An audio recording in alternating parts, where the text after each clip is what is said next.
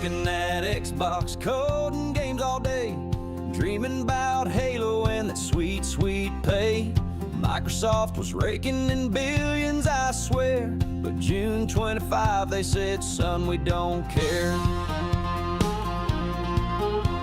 They called it restructuring, some corporate plan, while Satch's counting cash in his big old van. Record profits, revenue climbing to the moon, but my job's gone faster than a honky-tonk tune. Oh, Xbox laid me off, but the money keeps flowing. Microsoft stock is up and their profits are growing. I'm sitting on my porch with a beer and a frown while they're dancing in Redmond to that corporate sound. Yeah, Xbox laid me off and it don't make sense. How's a cowboy to live when the jobs get fenced? I built Master Chief's armor, pixel by pixel. Now I'm pawning my Xbox for a jar of dill pickles. They said it's just business, don't take it to heart, but my rent's overdue and my truck won't start. They're buying up studios, spending like kings, while I'm strumming my guitar, selling old wedding rings. Game Pass is booming, they're living the dream, but I'm eating spam by the light of my screen. Oh, Xbox laid me off, but the money keeps flowing. Microsoft stock is up and their profits are growing. I'm fishing for change in my couch's old seams, while they're planning new consoles for their corporate schemes. Yeah, Xbox laid me off and it don't make sense. How's a cowboy to live when the jobs get fenced? I heard they're making AI to replace folks like me. Guess Cortana's taking my cubicle, yeehaw, whoopee. They're swimming in gold like a Scrooge McDuck vault, but they kicked me to the curb, said it's my own dang fault. Now I'm singing at the bar, trying to make a buck, hoping some drunk gamer tip me some luck. I wrote this here song about my layoff blues, maybe it'll go viral, get me out of these shoes. So here's to the coders, the artists, the crew who got canned by Xbox when the profits grew. We'll raise a cold one to the games that we made and pray Microsoft's next plan don't ruin our parade. Oh, Xbox laid me off, but the money keeps flowing. Microsoft stock is up and their profits are growing. I'm strumming my pain with a 3-chord twang, while they're popping champagne to their corporate bang. Yeah, Xbox laid me off and it don't make sense. How's a cowboy to live when the jobs get fenced? So crank up that banjo, let the steel guitar cry. I'll find a new gig for my dreams up and die. But Xbox, next time you're cutting folks loose, save a layoff for the suits, not the ones who produce.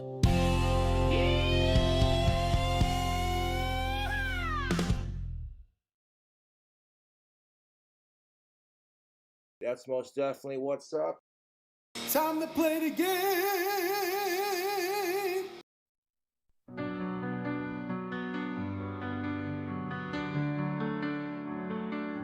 Imagine a hero shooter where the hero never showed. Imagine a game with a player base that just refused to grow. A 5v5 hero shooter with gameplay that's just okay, and characters that remind me of Tupperware and white bread.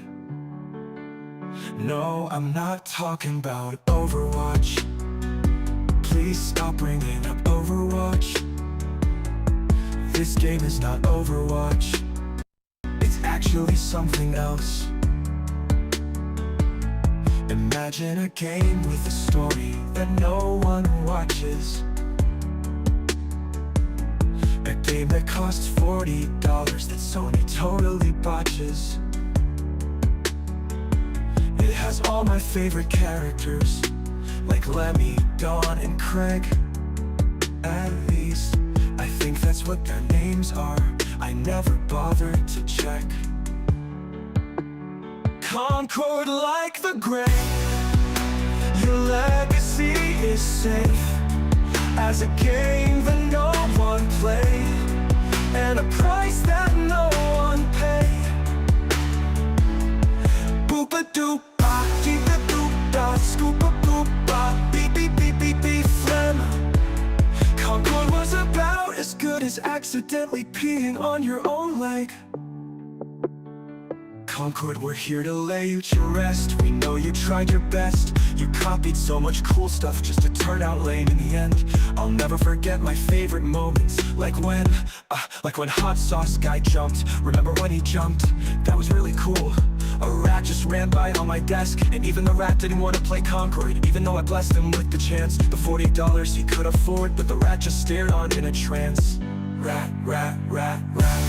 Concord's dead. Rat, rat, rat, rat. Concord's dead.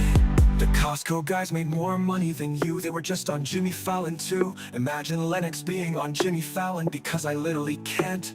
The rat on my desk is eating all my Cheerios and grapes. And also Concord is dead. Concord, like the grave, your legacy is safe as a game that no one played, and a price that no one paid. Rat-a-ta-ta beep-a-da boop. Skim, milk, the rat freak, doo-da, doo-da. A guy said he really liked it, and then a bunch of rats ate his face.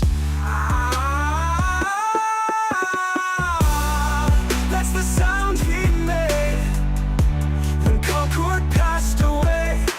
I wish things turned out different, but either way I'm getting paid. Concord's dead, Concord's dead, and boy is my face red. When the game came out, everybody overslept. Concord's dead, Concord's dead. Holy crap, Lois, Concord's dead. When the game out, people played everything else instead.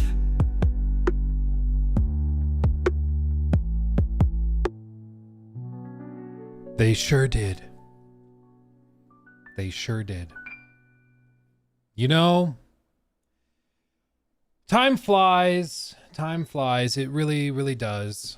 Can you believe it's almost been a year since Concord left us? Almost a year. It's also been almost a year since it joined us. Since it joined us for the first time. And so it's quite sad. Okay, who said stillbirth? Doom of Sedan, how dare you? That's horrible. It's terrible. How dare you? What's upsetting is that, like, kinda. Yeah, that's sad. That makes me sad. How's everybody doing? Everybody feeling good? Everybody rocking and rolling? Glad to have you. Loxy, Rowney, I'm sorry. And video games over on Twitch. Glad to have you guys there. On YouTube, we got Squidzy, Golden Apples, Werty Jess, Eric Ark. Sorry. Pillow Sleeper, RPG. Oh, it's tough to read when it's moving. I'm such an old man. Jess is here. Lasha, 53 Nights. Doom, of course. After that, I can't believe it. Carl, all of you guys are rocking and rolling. Happy Miro, good to see you. Kino Man Sky, glad to have you. It's great to see you guys. It's great to see you. We're lighting a new candle today. It is Macintosh. So there's that. I saw a clip of somebody, also a streamer, and they were showing off their new vape.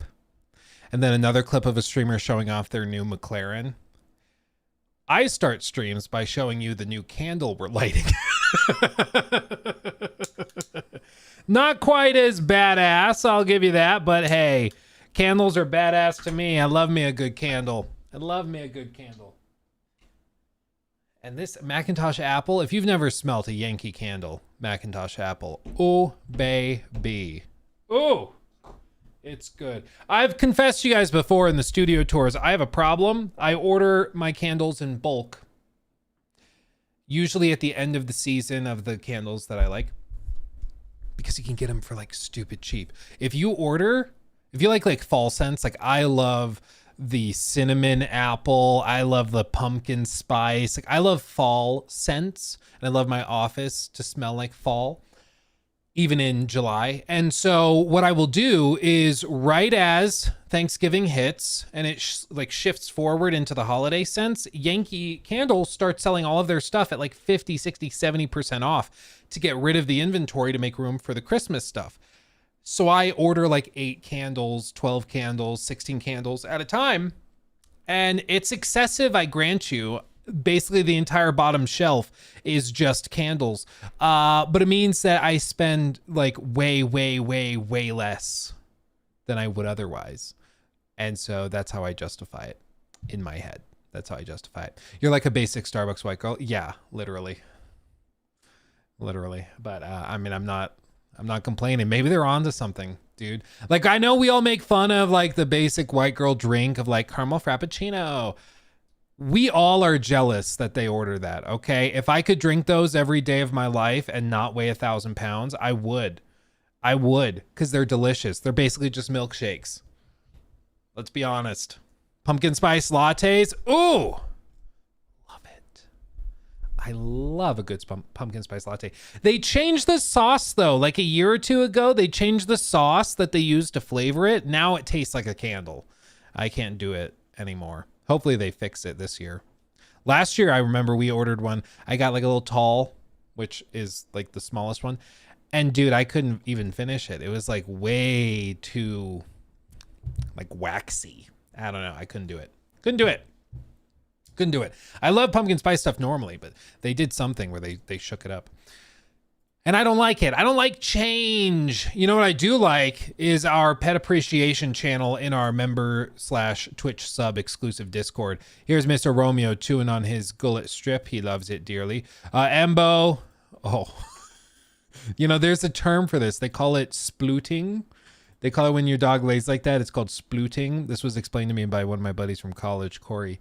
And there's an entire subreddit for it where people post pictures of their dogs splooting, which is where they lay out fully outstretched. Oh, that's a good boy. That's a good boy. I also like this one.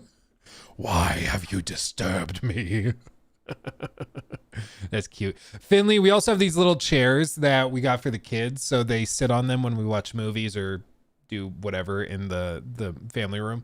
And Finley has taken a liking to them, so he now lays in those chairs whenever the kids are not using them, which is pretty adorable. And this is a new picture of Romeo. He's getting so big. He's just a big boy. Oh, but what a cutie. What a cutie. He's doing well. He's now got all of his shots, so he's able to go and like play with other dogs. He's able to go and get he can do board and train, which is good. So he'll be able to like actually get trained by somebody that really knows what they're doing, because I don't. He's been doing good. I've got him like, now he goes on walks. He doesn't pull on the leash. He doesn't yank unless he catches a scent. If he smells a rabbit, he's lost his mind, which is normal for his breed. But he's doing really well. He's got sit down really well. Lay down, he's getting there. But he's he's a goober. He's a goofy goober. For sure. Yeah, he's a rabbit hunting boy. Yeah, I mean, they say from the start, they're like, you get his breed is called a blue tick coonhound, and any sort of hound, but especially these, if they get a scent of a rabbit, of a squirrel, of anything like that, one track mind, sprinting towards it to get it. Like, they lose their minds. Ashton Warden, thank you for the 5. Hi, did you see Nintendo basically say F them sick kids? Jesus, but their fans are still defending them anyways. I don't know what that means. What does it mean, F them sick kids? What did they do? I don't know what that's referring to. I don't know. F them kids? I don't know what that means. Also, Leonard Hofstadter, who's that? Oh, this guy from Big Bang Theory, I think is the show. I don't know. I have not gotten this before. I've heard people say that I sound like Saul Goodman. And I mean, to me, it's just my voice, so I don't hear it personally, but I've heard Saul. I've heard Saul a lot. People saying that. I don't know. I'll take it. Either way. I don't have one of those faces that looks like, you know, a celebrity that's like one-to-one. Some people, they got that look where they look like 5 different celebrities. I don't see it. Big Bang Theory is one of the hardest things I've ever had to watch. It kills my soul. Dude, laugh track shows I struggle with a lot. Even like old school Seinfeld, I still struggle with those reruns and stuff. Because I don't like when a show is telling me when something is funny. I'm like, let me decide. You know, I really struggle with the laugh track stuff. It's not my thing. It's not my thing. You say Google Nintendo charity. Nintendo charity. Nintendo scores a masterful own goal by forcing its games out of a 9-year-old charity speedrunning event. Tells organizers those 9 years constituted unauthorized use for a good measure. Finally, Mario's safe from being used to raise money for charity. Dude, this is the thing. Like, I get that Nintendo is like a core component of people's childhood, but Nintendo can be straight up evil, okay? Like, Nintendo can do stuff where you're just like, what is wrong with you guys? Can we chill? It's the same thing with Disney. Like, you remember that story of a father, his son passed away from, I think it was like cancer or something. And his father wanted to put his favorite superhero on his gravestone. And it was like, he wanted to put, I think it was Spider-Man. And Disney sent them a cease and desist and was like, you can't do that. That's an infringement of our IP. Like, it's just soulless. It's just a machine, you know, it's unbelievable. But a lot of these companies are like that, which is why it's so weird when people tie their personality or like a core component of who they are to the plastic box or to the company or brand that literally does not give a crap about you. Like, they just don't. It's not. Individuals within the company might be like genuinely very kind, loving people. I'm not saying they aren't. I'm not saying everybody in the company is a sociopath. But the company, the thing, the entity does not give a crap about you. You know, they, like, zero craps. They do not care. Jacob Stevens, you're mean. Yeah, I don't understand how these companies think about the optics of these situations. Well, Blue, see, the thing to also remember about this, and this is another component to remember with like lawsuits. Like, for example, a week or two ago, we talked about how the voice actor for Edward Kenway in Black Flag, he had like subtly, not so subtly suggested that a remake was coming. And then later he said in a, like talking to a fan at a different convention, he said, yeah, the company threatened to sue me. And everybody's like, can you believe what like Eve has no chill, or the devs have no chill? How these companies are set up is that you have like the big corporation, right? And you have different like departments. The legal department is often totally separate from everybody else. So all they do all day, they're basically just a bunch of lawyers on retainer. So they're looking for stuff to do. And so if they find that some company has used something that could possibly infringe on a copyright or a trademark, they start filing paperwork and start going after them. If they see that, oh, well, this guy sort of suggested this and it could be argued he broke his NDA. Okay, we'll send him a cease and desist and we'll go after that. Like, it's not like the devs in Montreal or Quebec were like, shut it down right now. Like, they're not doing that. It's the lawyer teams somewhere else that are looking for something to keep busy. And as we all know, and I have plenty of lawyers in my family, lawyers are scum of the earth. So, you know, it's just one of my favorite things about lawyers was in, this is a deep cut, B movie. You remember how Jerry Seinfeld, he has a friend who's a mosquito in that movie. And at the end of the movie, it's revealed that the mosquito has become a lawyer. And they're like, you became a lawyer? And he's like, yeah, I was already a blood-sucking parasite. All I needed was a briefcase. And I think of that every time I see a lawyer, is I think of that one mosquito in that one movie that was really bad from years and years and years ago. But it's fantastic. It's the best thing to come out of that movie. That and the bizarre love story between a bee and a human being. So there you go. Yeah, was it Chris Rock? Yeah, that movie had some fun stuff. I'm just saying. Did you just call the bee movie bad? I mean, it's a bee movie. Ain't no way anyone is friends with a mosquito, Luke. Well, I have family that went to law school. My uncle's a lawyer. My grandfather was a lawyer, and multiple, like, I guess, what would it be? Secondary family, extended family members who are involved with all of it.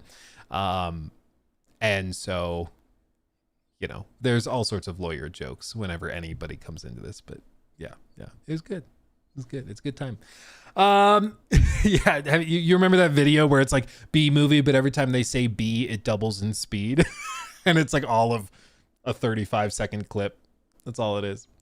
Old money. No, my grandfather, he was a lawyer and he did have a lot of money back in the 80s, is my understanding. He lost everything on, what was it, Black Tuesday or Black Monday, I think is what it was. I always forget which day it was. Black Monday, 1987. Yeah. Black Monday, also known as Black Tuesday. So it's both? What the? Okay, whatever. Because of the time zone difference. Okay, so they're like, it's both Black Monday and Tuesday. Okay, whatever. It was a global, severe, largely unexpected stock market crash on Monday, October 19th, 1987. Worldwide losses were estimated at 1.71 trillion. The severity sparked fears of extended economic instability or a reprise of the Great Depression. And as part of this, a lot of real estate also took a nosedive. My grandpa had a bunch of like apartment buildings and stuff and basically lost everything. I don't really understand all the details of it, but I'll have to have him write a memoir or something. But yeah, he went from having everything and like his own practice and stuff. And all I know is by the time I started being aware and like remembering stuff when I was like 5, 6, 7 years old, he was selling mortgages. He wasn't working in law anymore. And then that was right before the 2008 real estate crisis. So then he lost everything again because he moved from like out of the like frying pan into the fryer basically, because mortgage sales, that was not a thing after 2008 in the same way it was before. Before 2008, they were making bank. After 2008, no. So yeah. But he's all, you know what's crazy about my grandpa though? He, like, up until a year and a half ago, you know, people get older, they get like a little more, you know, they slow down a little bit. It's very normal. You know, you start going through life in a slower pace. Maybe instead of jogging through life, you start walking through life. And, you know, you talk to somebody, it might be like a slower conversation or whatever. But he had something happen where he had his, like, I forget what it was, whether it was, I think it was an artery was clogged. And it was like 97% clogged. Like very little blood was getting through this. And it was like the doctors were saying, yeah, it's no wonder he feels tired all the time. It's no wonder that he has like low energy and struggles with like prolonged conversations and stuff. There's like no blood flowing through his body right now. So they got in there, they cleared out the artery, and dude, he's like a new person. It literally is like he rewound the clock 15, 20 years. It's ridiculous. It was crazy. Like I saw him a week or two ago and we were talking about all sorts of stuff. And I was like, dude, 2 years ago, we wouldn't be able to have this conversation, but it's because like he had basically no blood flow. It's really, really crazy. How did he not die with clogging? He was like close. He was about to. That's like why we're so thankful that he got into the doctor when he did. But, you know, that type of thing is such a slow progression where it just slowly gets more and more clogged. So if you're the person in question, I'm sure you don't notice it. It's just so progressive. You don't realize it. But maybe the big takeaway is go to the doctor regularly. You know, don't go every 5 years or 10 years. Like go in regularly to get checked up on, you know, take care of yourself. Because seriously, after he got that, is it a stint or something? I don't know how they do it, but they went in there and they cleared it out and they put a like whatever brace on the inside of the artery to keep it open. And dude, he's like a new person. It really is like really, really cool. It's really cool. So anyway, I need him to get, you know, those books they sell where they're like, it's a bunch of prompts and you give it to like your grandpa or parents and you're like, just fill this out. And it basically is like fill in the blank, but it's a diary or journal for them. So you get their whole life story or fun stories from them in one book that they can fill in. I need to get him one of those because there's so many questions I have about like everything. I'm just so curious. I'm so curious. Same thing with my dad. Like my dad, I'm sure has all sorts of stories from when he was in the Marines. Especially a lot of stories he probably would not want to tell his children. But man, I want to know. I want to know. Because every once in a while, he'll like make a comment. He's like, yeah, I was a Marine working on the flight lines, like as a mechanic on, is it F-16s, F-18s? I forget which one it is. He's like, I was working there when Top Gun came out. And he's like, the things girls would say and do would blow your mind. He would never say more than that. I'm like, no, Daddy, no. But I'm sure he's got some crazy stories from that period, man. I'm sure he's got some crazy stories, but I've never heard them. He doesn't want to go into it, and I don't blame him.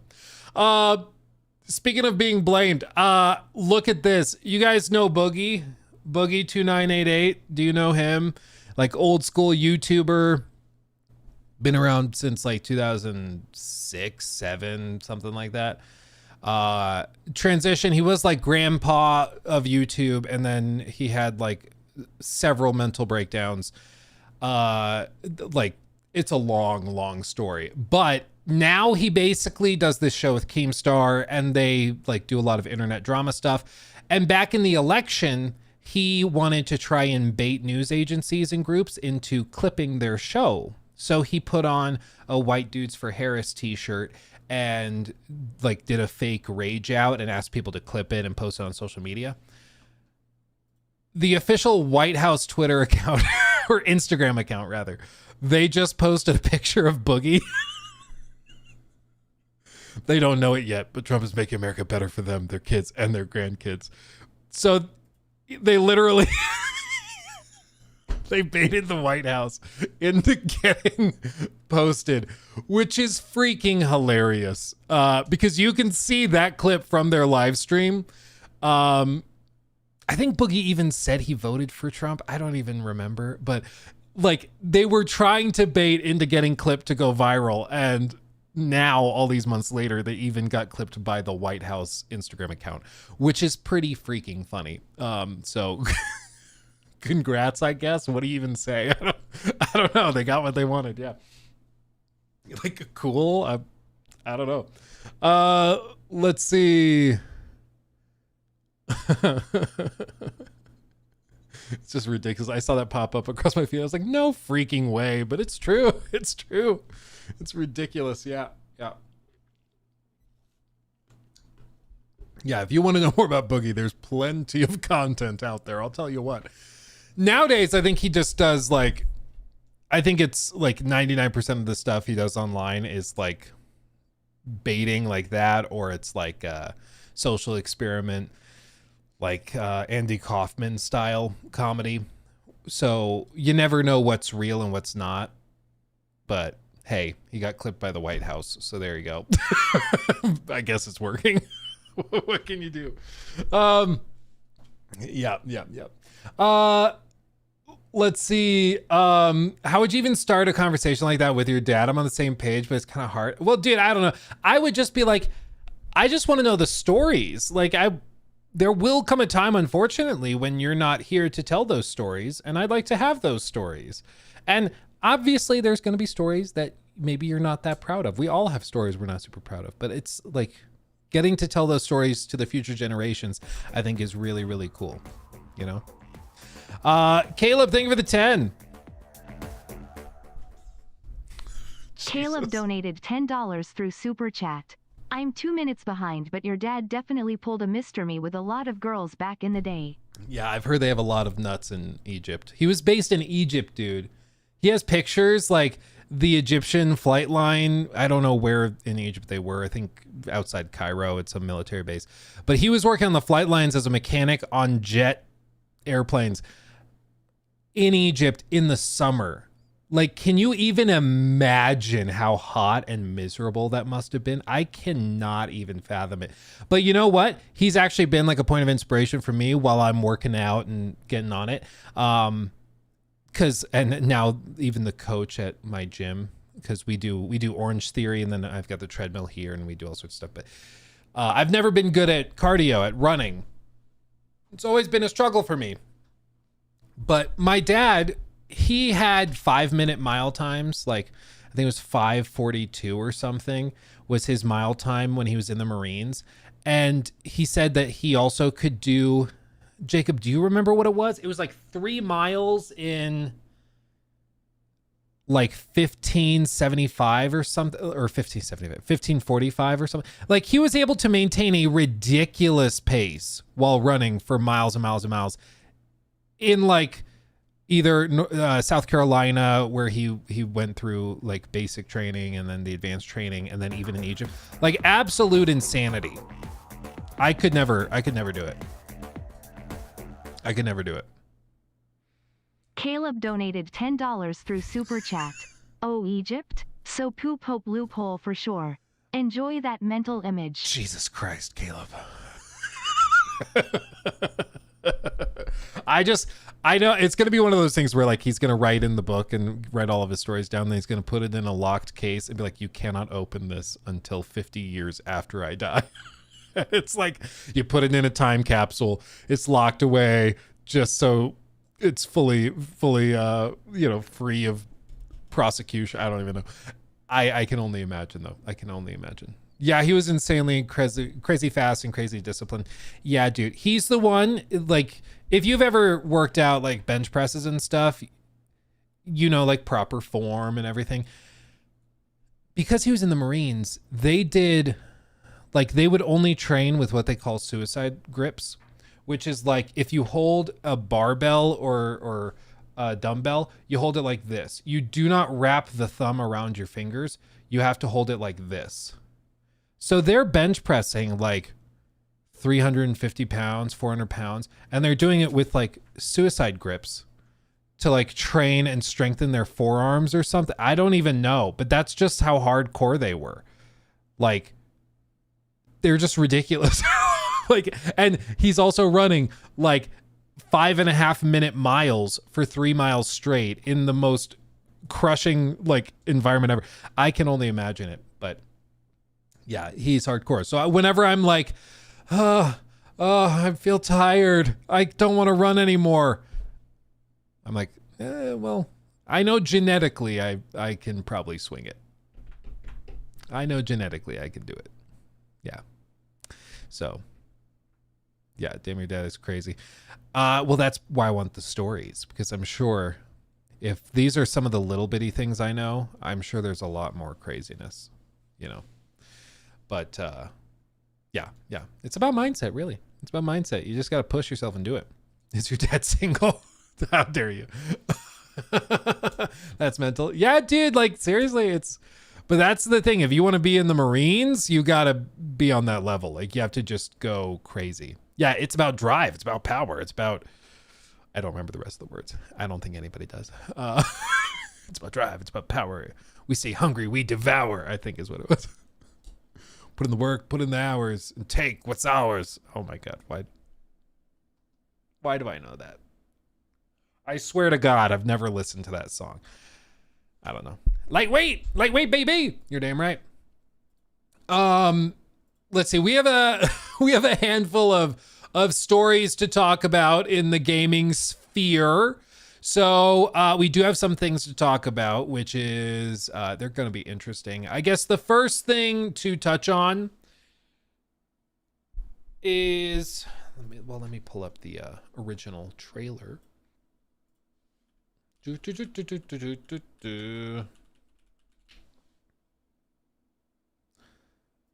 This. Okay. 30 minutes later. New segment. Brr. 30 effing minutes later. Sorry. I like chatting. What do you want from me? Damn. Damn. 35 minutes later. Luke, you look like Luca from Mafia. Thank you. I'll take that one. I'll take that. Ain't no way anyone is friends with the mosquito. Oh, I read that one. And then Brad also sent the 2. Yeah, your cousin Vinny. Gabagool. Oh, and Broken Controller also said I look like Luca from Mafia. Oh, well, there you go. I'll take that. You look like Luigi.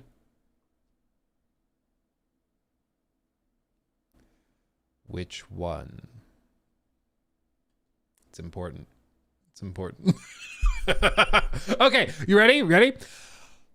New segment for real this time. So, a lot of people have been talking about this, and I'm just gonna be real. I'm gonna be real with you. The announcement that Xbox is canceling Contraband is one of the least surprising announcements. I'm gonna be completely honest. I kind of thought they already did. So when I saw this news, I thought it was an old story initially, but then it's like, oh no, it's real. Because they revealed this game 4 years ago. Okay, 4 years ago. And does anybody know anything about it? It's from Avalanche, not the Avalanche making Harry Potter. That's a different Avalanche Studios in Utah.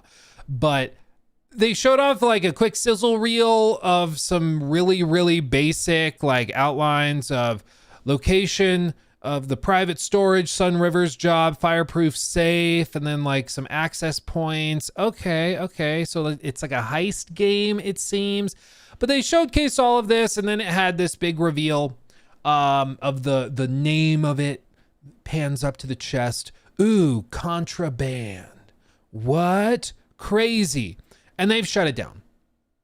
It's gone. It's dead. It's gone. And this was initially put out by Jason Schreier. He reported on it on Blue Sky. But basically how it was described officially was as a co-op smuggler's paradise set in the fictional world. I was about to say the fictional world of the 1970s. A fictional world within the 1970s. The announcement trailer used Steely Dan's Do It Again, which debuted in the early 70s, which is why I didn't play the audio. Otherwise, this would get struck. There continues to be open positions posted on the company's website for the game, but it's possible they be removed in due time. The same could be true for the official Contraband pages on Xbox and Avalanche's website, which are still live as of right now. And of course, this seems to be like an additional thing happening after the initial wave of layoffs. So this wasn't necessarily just meeting the deadline, meeting the like threshold for 9,000 employees total across the company. It seems like this was a separate thing that was done in addition to everything else they wanted to do. And it's unfortunate. This is from the same team that did Just Cause, and I love the Just Cause games. They are popping blockbuster games. Like, they're stupid and silly, but they can be pretty fun. But yeah, they've shut it down. The initial reporting was that it was put on hold, but later they came out and were like, yeah, it's over. Let me see if I can find their official post about it.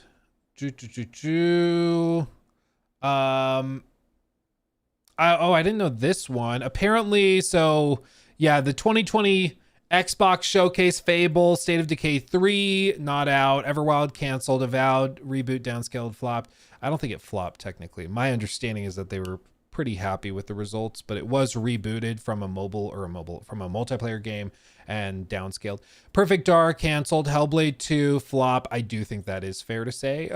That game, I think, was a disappointment across the board. It's coming out on PlayStation soon, though. That is interesting. Halo, yeah, that whole thing has been a mess. Forza Motorsport flop, 50% of the studio is gone. Contraband canceled. Yeah. A lot of their stuff that they showed was canceled. I didn't realize, though, also, apparently this was one that SBI also was very, very proud to announce that they were working on. If that is true, that's funny. But yeah, they were working on this for ages. They were working on this for ages. This was posted July 3rd. This is funny. All this talk about Contraband being canceled. Again, this is before it was canceled. But based on their LinkedIn page about 5 days ago, there was a job listing for senior producer live operations. So they were still hiring people very, very recently. My guess as to what happened, it sounds like this game was basically fair game $, but in the 1970s. And honestly, like heist-based sort of semi-extraction shooters, they're just really high risk, potentially high reward. They're really expensive to make. And I think they probably were just like, why risk it, dude? Like, why risk all of this? Especially if they're doing reviews of the game and they're not like super happy with the state of it. The official post from Jason Schreier himself said, Xbox is canceling Contraband, announced in 2021 from Avalanche, Just Cause Studio. After 4 years of radio silence, sources tell Bloomberg News, this news arrives after weeks of mass layoffs in which Xbox canceled several other big titles. OD, the collaboration between Xbox and Hideo Kojima, still in development, a Microsoft spokesperson tells me. For now, yeah. I think it's likely it stays in development because I think that's a big enough and like very visible enough IP, or not IP, but project that I think they'd want to lock that down. But Contraband, like there's one person that was talking about it before it was canceled, okay? Like, let's not pretend as though this was like some hotly anticipated game. I think we had all forgotten it existed until it was announced that it was canceled. Maybe that's mean of me, but I'm just being real with you. I don't think anybody remembered that this thing existed. And at that point, like, you've been working on it for 4 or 5 years. If you're like, hey, if we re-announce it and put it out there and it's just another game to sacrifice at the altar of live service, like, is it really worth doing? Oh, thank you. To go sit at the pregnant lady's house so that the other girl can go watch her have a baby. Oh, fun. So Fun. I'm gonna go do that. Yeah. Kids are down. They're down till 3:30. Good. Have fun. Have fun. So yeah, I don't think it's, I understand some cancellations are heartbreaking, but let's be real. This one was kind of expected. I think a lot of us thought that it had already happened, and just wasn't made public yet. And, they don't tend to cancel really good games. They tend to cancel stuff they don't think they can make any money with. And that is just the reality of the situation. Like, if they look at something and they think that they can make $10 million, $50 million, $100 million on it, they'll put it out there just to try and make it. People often think, well, it's just to write it off on their taxes. I think there's a misunderstanding on how write-offs work. Write-offs it's not a 1-to-1, okay? If you write off $100 on your taxes, it doesn't mean that now you saved $100. It means that the cost of what you're writing off is discounted at your tax rate or the company's tax rate. So if I buy like $100 thing, but I write it off on the business, I still paid for it. I just was able to write off like my tax rate's worth of that purchase. So it effectively was discounted at my tax rate. So I paid like $70 for it or $65 for it or whatever it would be. It's not like a 1-to-1. A company would much rather have a game that made 50 million than that they have to write off $200 million on it. If they're writing it off and shutting it down, it's because they don't think it's going to make any money. Okay. Like, there are some exceptions. There's a strategy you can do in finance called tax loss harvesting. Funnily enough, I just had a talk with one of the people I work with on investments and stuff. And we were talking about setting up part of my portfolio as a tax loss harvesting portfolio. It's something you can do to basically farm losses in order to offset gains made elsewhere.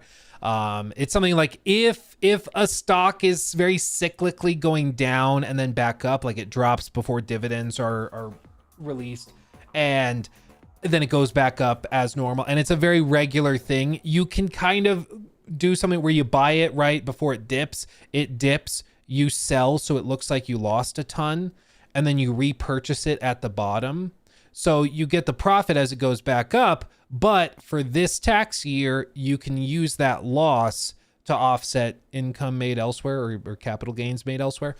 It's a really advanced thing. You still end up paying all the taxes anyways, but like there's some strategies you can do with that in the corporate finance world.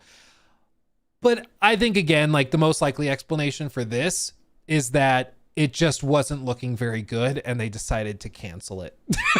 I think that that's most likely what happened. Like, I think that they really just looked at it like nobody cares about this game, and it's another live service sort of semi-extraction heist-based game, and we all know how Payday 3 went. Like, it's just, this isn't the next big thing, and so let's pull money from this, let's put it elsewhere and move on. And I don't think they're wrong for doing that. You know, a lot of these games that release and are just disastrous live service titles, we always joke, like, how on earth do these things get to release? Like, how do they get to release? How did no one stop this along the way and say, hey, this is not, we shouldn't be doing this?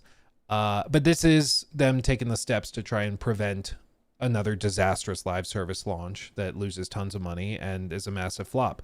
They're just shutting it down early. And so, you know, it seems like they're learning, they're correcting the course and trying to redirect money elsewhere. And fundamentally, like, if you're going to spend $100 million on a game that has a 2% chance of profitability, it just doesn't make sense. Even if you've already spent 70 million on it, you can cut it off now, count your losses, just deal with it. Don't spend the extra 30 and just move on. And I think that's what they're doing at this point, is they're just like, the odds of it doing well are so hilariously minuscule. It's just not worth the risk, especially when we can put this money into another remake or remaster or PS5 port or something that's going to make a lot of money. You know, ultimately it is a business. Like, yeah, video games can be artistic and pieces of art, and I think they are. That's why I love it. But I think the business itself is about making money. And if you have something like this that had all of a 1% chance of success, I just don't think it's going to do well. A co-op, open world, camera pans, co-op, open world. Okay.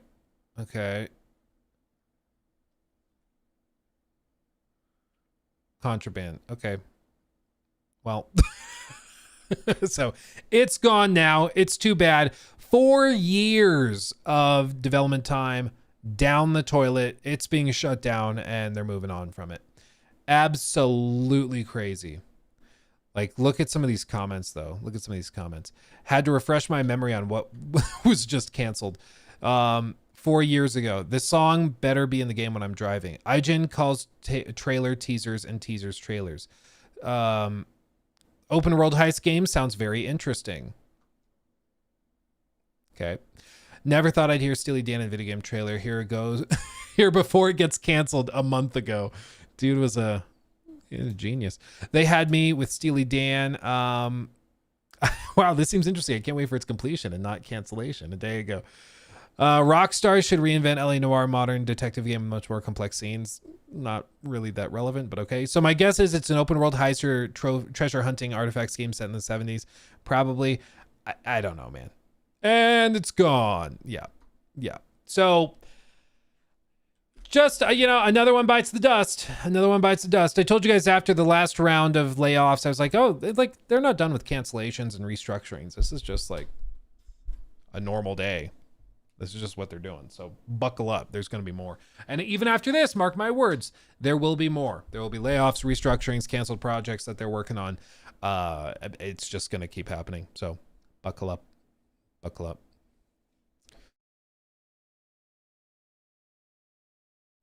Also, thank you for these real quick, guys. Small time, thank you for that super chat. Hey Luke, don't you think it's a good time to remember Quantic Dream's eclipse and do some guesstimations about a uncertain future?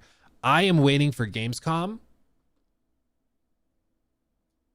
And I'm hoping that they show something. I don't have any like secret information or anything, but I think the most likely place we would hear something about it is at Gamescom.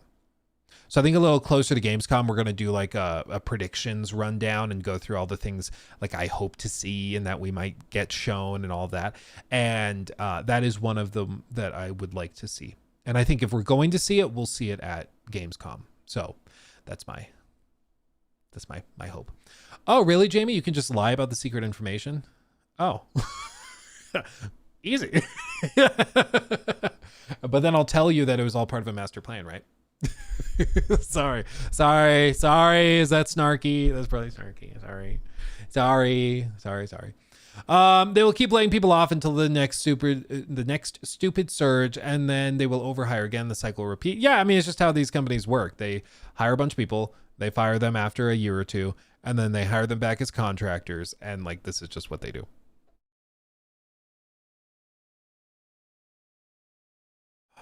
We got this. I also want to touch on what happened with Digital Foundry. Did you guys hear the news with Digital Foundry?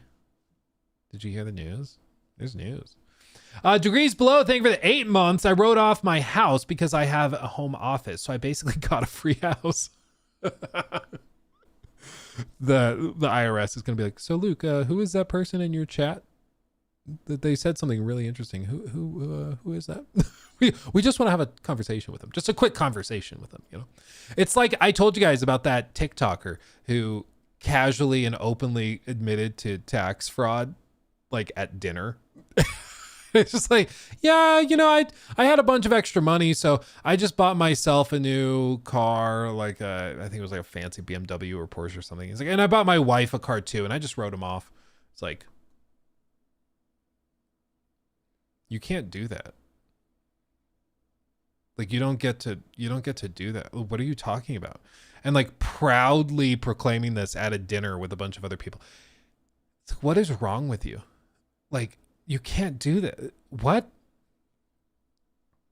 Yeah, he's saying maybe it's not true, but he said he bought like $180,000 in cars and just wrote it off on his taxes so he wouldn't have a tax bill that year.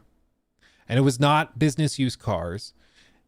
His wife's definitely wasn't. Like he just bought cars and then wrote it off. And you know, he financed those cars. You know, he wasn't paying cash for those cars. He financed those cars. So like a lot of these guys, like people always ask, they're like, how do these YouTubers and streamers end up going so broke after making pretty good money for a few years? And it's because they do stuff like this.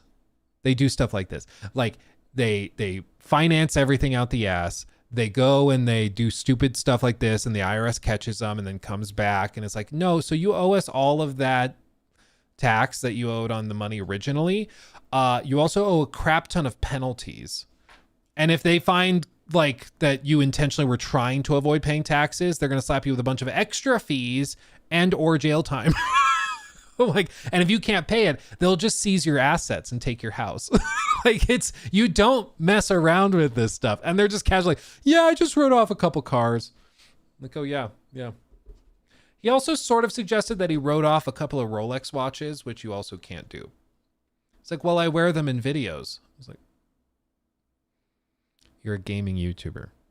If you were a watch YouTuber, that would be ordinary. But the rule in the IRS is that if you're going to write something off, it has to be ordinary for your business and it has to be revenue like seeking, I think is the term they use. So it has to be a purchase made in the pursuit of revenue. So you have to be able to tell the IRS and argue in front of potentially like a tax court judge. You have to be able to argue, this is something I bought and this is what it would be used for to generate revenue for my business. You just buying a fancy watch and writing it off to be like, well, I wore it in a video. The judge would be like, how does that help you gain revenue? The video would have been the same if you were wearing a Casio watch. Like, it's a tool of my trade. And I'm like, no. It's like, if you really want to try to play that game, you can. But if you get called on it, you're going up in front of people that don't tend to lose. You know? Like the IRS and those tax court judges, they don't they don't tend to take your side very often, you know? So you can play that game, but if you get called on it, you're going to lose. Just saying. Be cautious. Be cautious. It's why, you know, I do not mess around with any of that crap. I go and I have my CPA and I have my tax guy and I have all my ducks in a row. And I pay stupid taxes. Like, it hurts so bad. But it's because I don't I don't want to end up like those guys. Tell you what. It always catches up to them, I'll tell you what. Kieran Madness, thank you for the 5. I heard there's an executive order to help fight the debanking that Visa and MasterCard are trying to do. Have you seen anything from that? I do know that there's been, I think it was Bank of America specifically, like, refused to do, or no, I think it was JP Morgan, maybe. Okay, don't quote me. I don't remember exactly which bank it was. But there was a very large bank in the US that refused to hold accounts for Trump after he left office the first time. And they also, like, debanked, or whatever term you want to use, a bunch of other people like Alex Jones and Roger Stone, like those types of guys. And so it wouldn't surprise me if there's some sort of executive order or regulation that's being put in place to prevent that type of thing from happening. Which, I mean, it seems crazy to me that, like, a politically somebody that's in a position of power politically could go and basically bully a bank to get their political opponents booted off. Like, even if the political opponent in question is like a terrible person, it still seems insane to me that you can just be like, yeah, so that whole thing you need to function in society, yeah, you just don't get it now. Like a bank account, yeah, you just don't get that. That's crazy to me, dude. Like, how anybody could be okay with debanking is crazy. Like, banks, I think, if anything, should be apolitical. It should be banks. Just don't mess with it. You kind of need it for a modern society. You kind of need banks to operate with everybody. But we'll see. I don't know. It's above my pay grade. I'll tell you what. It's above my pay grade. This is interesting. Okay. This is interesting. You want to see this? Some breaking news. News segment. We all know and love Digital Foundry. They're one of the few outlets that does, like, really high quality breakdowns of game graphics, side-by-side runs. There's a bunch of other very, very good ones, but I think Digital Foundry certainly is the biggest of all of them. And they previously, up until very, very recently, were part of a larger conglomerate that owned a bunch of different video game outlets, journals, institutions, and stuff like that. But they have breaking news, a breaking announcement to reveal to everybody. You ready? Hello there and welcome to a monumental DF Direct special. It's one of the most important directs we've ever done. We're laying the groundwork for the future of the channel. In fact, we're laying the groundwork for everything that we do going forward. But before introducing the panel, let's get the big announcement out of the way. Digital Foundry has parted ways amicably with IGN, and we're now a fully independent media outlet. They're officially independent. IGN couldn't handle the quality. IGN couldn't handle the 4K. IGN was like, wait. You guys upload above 50 frames a second? It was always the baffling thing. IGN had access to, like, these guys. And, you know, there's plenty of complaints. There's been people that say, like, Digital Foundry is too supportive of things like temporal upscaling. They don't call it out enough and things like that. But, like, we're in the weeds when we're talking about that stuff. It's good to have those conversations, but that's a separate thing. At the very least, they know how to operate bitrate and frame rate. And when they upload a video, you know that it's going to be representative of the quality of the thing they're looking at. All the debates around them and their coverage come down to whether they are too tolerant of things like upscalers and things like that when they are evaluating a game's quality and things like that. IGN can't even manage to put out a video at a modern resolution and a modern frame rate. If you don't know what I'm talking about and whining about, I'm just going to bring this up again because I believe it's still up today. Arc Raiders, IGN. The first preview. Their preview has 144,000. My video making fun of it has 300,000. Because it's terrible, dude. This is the environments are passable with usual. Like, look at this. This video, I kid you not, has been uploaded at 1080p 50 frames a second. I didn't even know YouTube supported 50 frames per second. I had no idea. Oh, but at least it supports enhanced bit rate at 1080p 50. And like, look at the quality of the footage capture. Like this thing, I'm not joking. I think he's recording it like off of a Steam Deck plugged into a capture card or something. Because I genuinely don't know how you could get it looking this terrible. I played Arc Raiders during the playtest. I've got my own footage of it. I don't even know if the settings go this low. Look how often it's dropping frames. Look how, like, is there no pride in the quality of their content? It's ridiculous. It's absolutely ridiculous. And like the audio isn't synced up. Dude, I forgot about the audio not being synced up. Look, listen to this. Every drawing can. What are we doing?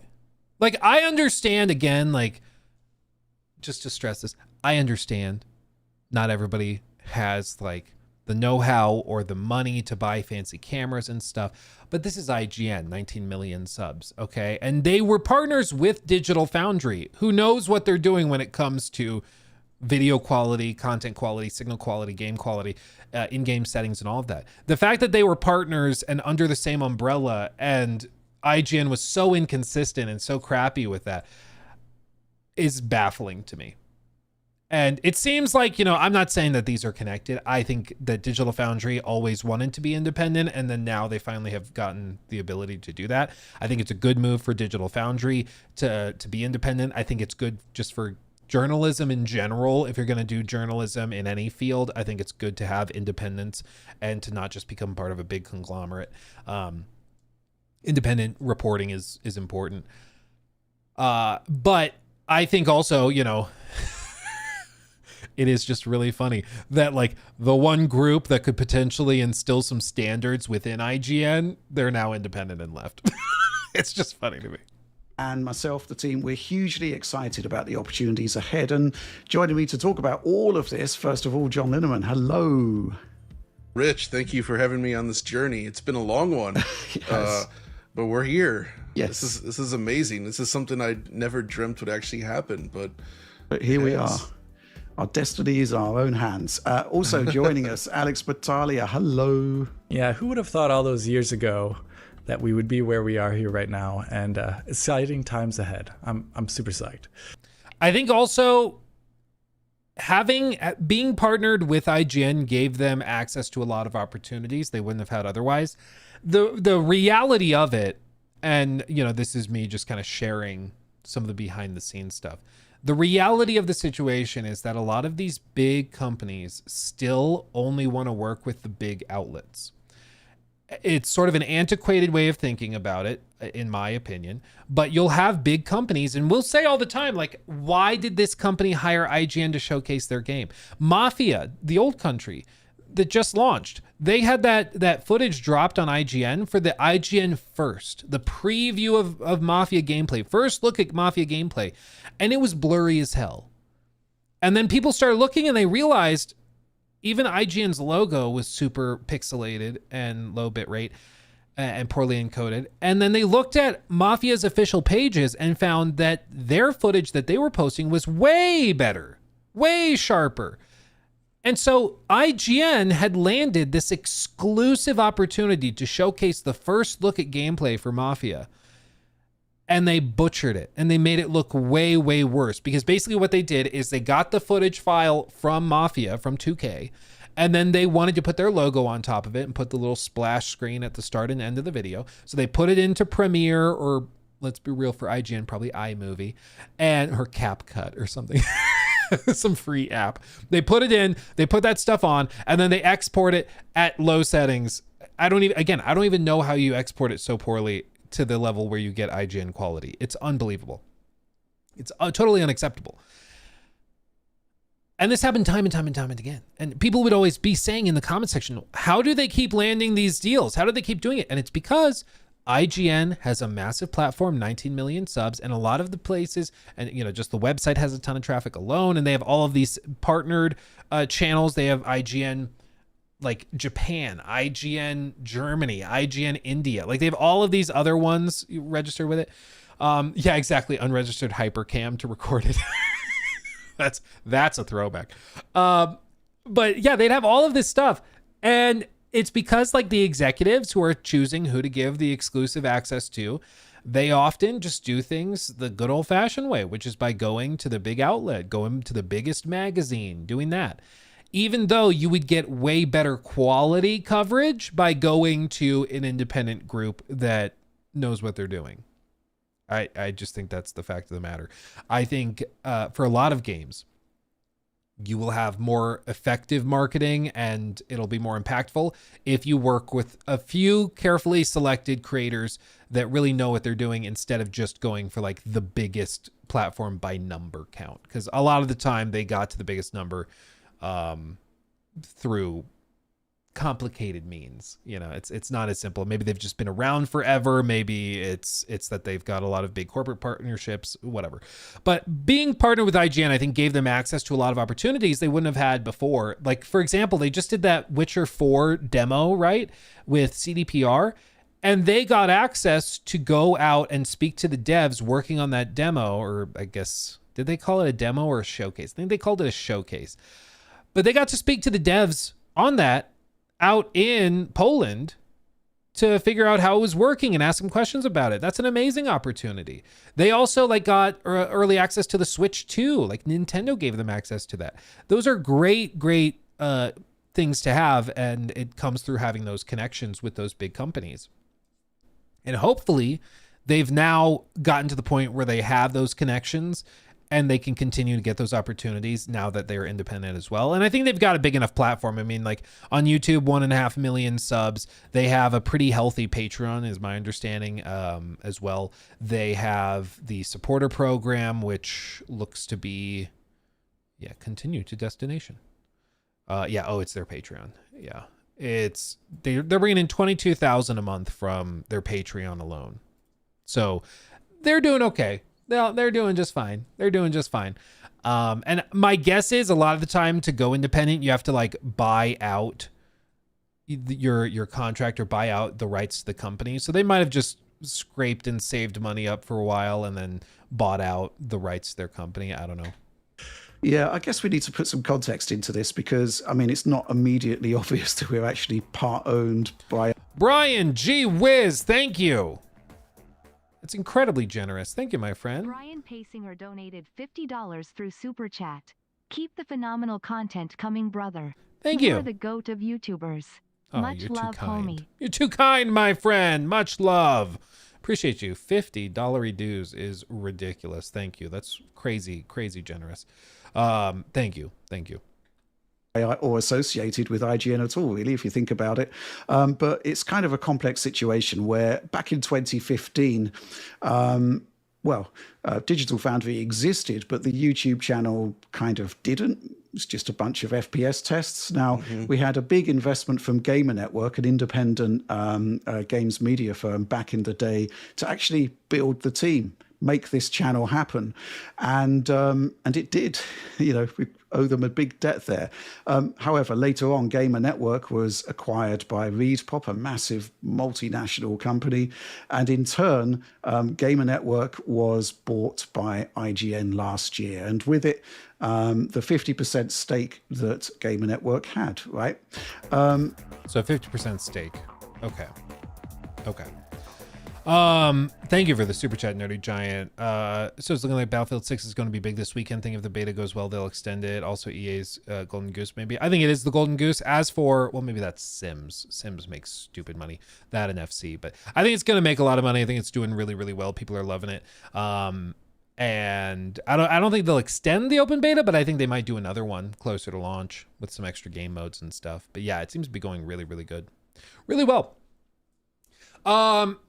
So yeah, so they had a 50% stake, and funnily enough, I was reached out to by similar firms. Like happens maybe once every 6 months, where one of these firms or even individual investors will reach out, and basically what they do is they're like, hey, I'll give you $250,000 to do whatever you want with, to make better content, to expand it, but in exchange, I want 25% of all revenue for the next 5 years. Or I want, it's like a Shark Tank deal. They're like, I'll give you $250,000, but I want 10% of your revenue every month until I make my money back plus 50K or plus 100K. And so like, it's kind of like a line of credit in a way, or like a short-term loan or something. You know, some people have taken that up. I know one YouTuber slash streamer that took the money and really regrets it now, because I'm not going to say his name, because I'm going to say what I feel about that decision now. He's an idiot, and his lifetime cost for the deal he didn't tell me exact numbers, but I think I put it together that he probably is going to have to pay back like twice the money he got. And he didn't do anything great. He's like a dude. He's a dude that like streams and play games. No, it's not Joe Raptor. No, it's not Joe Raptor. And he went and like used it to get a down payment for his house, which, okay, you put the studio in the house. Okay, I can see that. And then he bought like a sports car, like a crazy BMW something or other. I don't know cars, but like, he basically took out a high interest rate loan to use as a down payment, which using a loan for a down payment is a huge no-no. And then also going and buying a car on a really high interest rate loan is also a really bad idea. So sometimes it can be tempting to get the money, but for different types of content, it's not a good idea, right? Like if you're just a dude streaming or making videos, it doesn't make sense to get a big lump sum of cash at what is effectively a high interest rate. For them, it was useful because they needed to specifically, I mean, doing what they do is expensive. It's very expensive. They have a pretty sizable team, and they're constantly testing new hardware, so they have to buy all the new hardware. They are doing trips out to dev studios and stuff, which nowadays I bet it's all paid for, but like by the studio that's bringing them out. But back when they started, it was not paid for. They needed to do that. So they needed some cash, and they took on the investment, you know? So for them, it makes sense. But these types of guys, these guys are going to all sorts of different YouTubers and streamers all the time, offering these big paydays. And some people that just don't really understand what they're getting into will just be like, oh, I just get a crap ton of money? Sure. And they'll do it. And you might notice them start to wear really like fancy clothes or drive in a sports car, or all of a sudden move into a mansion. And sometimes it's because they did something like that and it was kind of stupid. Something they probably don't feel for the first year or two, but it can ruin their life, especially if their channel like takes a nosedive a year later or 2 years later and they can't pay back the loan. Then they're really, really screwed, really screwed. But this type of thing happens all the time in YouTube and content creation. It was not, I don't think it was very common back when they had it done. He's saying 2015, but nowadays it happens a lot. But now, so it's Luke. Yeah, this is me asking for help. No. I can very happily announce that we're fully independent. That's no longer the case that, you know, there's any kind of shareholding from a corporate entity at all. Yeah, and fair play to IGN here, because I've been looking to actually buy those shares for many, many years now. Yeah, like I said, usually you have to buy out the other shareholders. So it's like if IGN owns 50% of their company, then it's like, okay, well, if you want your exclusive access or if you want to buy the shares back, you need to buy them at not just what they're worth right today, but what it's going to be worth over the next 5 years or something. Because you don't have the right to purchase unless you have like a call option or something on the stocks. So it's literally up to IGN if they want to sell. And in this case, it seems like they wanted to sell. They needed the cash or wanted the cash, or they were even just willing to be like, okay, yeah, no, let's leave amicably. You want to leave. We're not going to force you to stay. Fair play. Wasn't possible under prior ownership, but IGN, well, they did offer to sell their shares, and for a lot of very good reasons, I took them up on their offer. There's also the potential that, you know, knowing how big they are, like I've been very transparent with you guys on all of the stuff I do and everything. My tax guy and like CPAs have valued all of my channels and stuff in the range of like $5 to $7 million of what they think like all of my stuff is worth.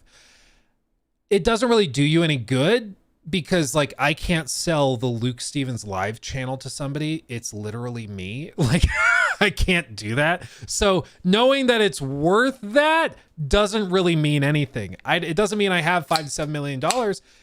It doesn't mean I have anywhere close to that. It just means that if they take how much money these channels make, they extrapolate it over 5 to 10 years, they discount it at the present value of the cash, and then they project for growth and all that. They estimate as an instrument, a financial instrument, it's worth about that much. My guess would be for Digital Foundry as a platform, just based on the numbers I understand, it's probably in the range of like $10 to $15 million, maybe more, like in the range of upwards to 20 million, depending on what their website's doing and YouTube channels do. But that's like a lot of cash. If buying out that much, if they're like, hey, yeah, you need millions to buy out our shares, that's a lot of cash. So what they could do is they could just go to a bank and be like, hey, we want to buy out exclusively full ownership. Can I get a loan to do that? Look at our bank statements. This is how much money we make every month. We're good for the money. We'll do it.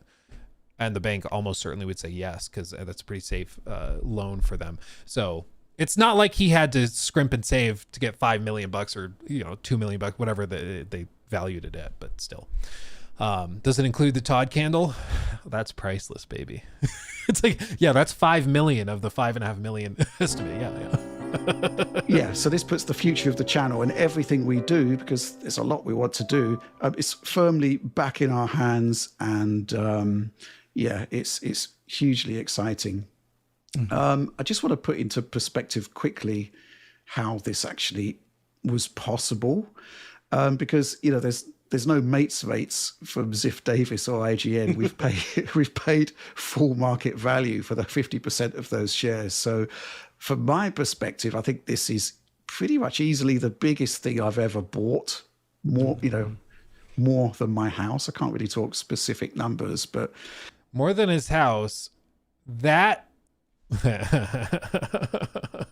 I would hope so. It depends on how it's valued, right? Like if they're valuing it just at what IGN thinks they're going to make in the next year, like say the company is going to make, the Patreon makes $22,000 a month. You say extra revenue elsewhere, sponsorships, whatever. Maybe let's just play it safe. Say $30,000 a month. You have expenses on top of that. You have to pay the team. You have to pay all of this. So it's not as simple as just, you know, extrapolating it out. But that makes me think that, I don't know what house he's in. That makes me think that maybe they valued it a good bit lower. Maybe they're not projecting out over 5, 7, 10 years or something. They're projecting out over like 3 to 5 years for the valuation. But hopefully they got a good deal on it, because I would say I'd be guesstimating that thing is worth a good chunk of change. That's all I'm saying. Sounds like pretty good. Yeah, I'm guessing somewhere between 500 and $1 million is what they were asking for, which to me seems like a good deal. But I also don't know their expenses. If they are paying, like if they're each making $7-8 grand a month in salary or something, like then obviously the math changes. It's like, oh, so the company is only profiting like $4,000 a month. Okay, that shifts the math significantly, but I don't know what they're getting paid. So all of that comes into the equation, of course. It's a massive personal investment. And Good for him. Good. What can I say? Even then, I couldn't afford it all. So we're joined by, we've got a co-investment rather from original investor Rupert Lohman, the guy behind Gamer Network back in the day. So we're all set though. So they got instead of a bank, they went back to a private investment, and he helped cover the difference. Sweet. We're now fully owned by ourselves, essentially. And yeah, well, what does that mean exactly? It means that all aspects of Digital Foundry going forward are actually decided by us, the team, which is like something we've never really managed to have before. It's always, some degree of agreement needed with all of the shareholders. But we are fully independent, and the concept of being fully independent is quite staggering when you think about it. Yeah, most likely. Well, he's saying they bought the 50% from IGN, which implies he already had 50% ownership. So if that's the case, then if he buys even just 1% of the rest and the benefactor or an outside investor owns the other 49%, he still has majority. So he still gets to make the decisions. But I'm guessing he probably now owns like 75%, 80% or something. But, how far we push this, how far we take Digital Foundry, how ambitious we want to be, the sky's the limit there. If you want to join us on this journey, patreon.com/Digital Foundry, links in the video description below. But John, exciting times, right? Yes, Rich, as we would say. That is the spirit. Here. Oliver's here in spirit. This is the thing, indeed. This is really a chance for us to focus more on the things that we like to do, that we're good at, and also, without any of that sort of corporate stuff in the background, which is always kind of bubbling up. So, from my perspective, and I think we'll talk more about this later, but it's a chance to grow out the 3 different categories of video that we like to make, or sort of like themes, which we always call the 3 pillars, which would be PC, retro, and then just general console performance analysis, right? Yep. And obviously from my perspective, the retro stuff is really my baby. I care a lot about that. And I've wanted to grow that and find ways to grow that. It's difficult to do that when you're constrained, so to speak. Yeah, I'm guessing corporate leadership was not super into retro stuff. That's probably fair. Because it does take a lot of time and resources. And this is something I really want to find ways to get this back on track, grow it out a little bit, and find ways to bring more of that sort of content forward. Yeah, when we sort of make a budget for Digital Foundry back in the day, obviously before we were in control of our own destinies, everything's got to be signed off by all shareholders, right? Just kind of makes sense. Correct. And retro is kind of like a bit of a weird one because we've actually made the business case internally. It works. Mm-hmm. It's actually a really good part of the channel in terms of revenues and stuff like that. It's hugely popular stuff, and it's surprising that we've never actually managed to get that support from any of our prior owners in the past. But another thing we need to do is to basically, well, at the very least, find another Alex, because we need more PC coverage, I think. Yeah, basically the problem in the past has always been that there's more PC releases than I could possibly ever cover, to the extent in depth that I would like to cover a great majority of them. Obviously, we have Direct, where we... Well, dude, like the amount of work they pour into this stuff is ridiculous. It's like absolutely ridiculous. Every little bitty thing is considered. Then they're like, yeah, and I compared this to a game I played 7 years ago, and I found the footage of it again. It's just crazy, dude. It's absolutely crazy.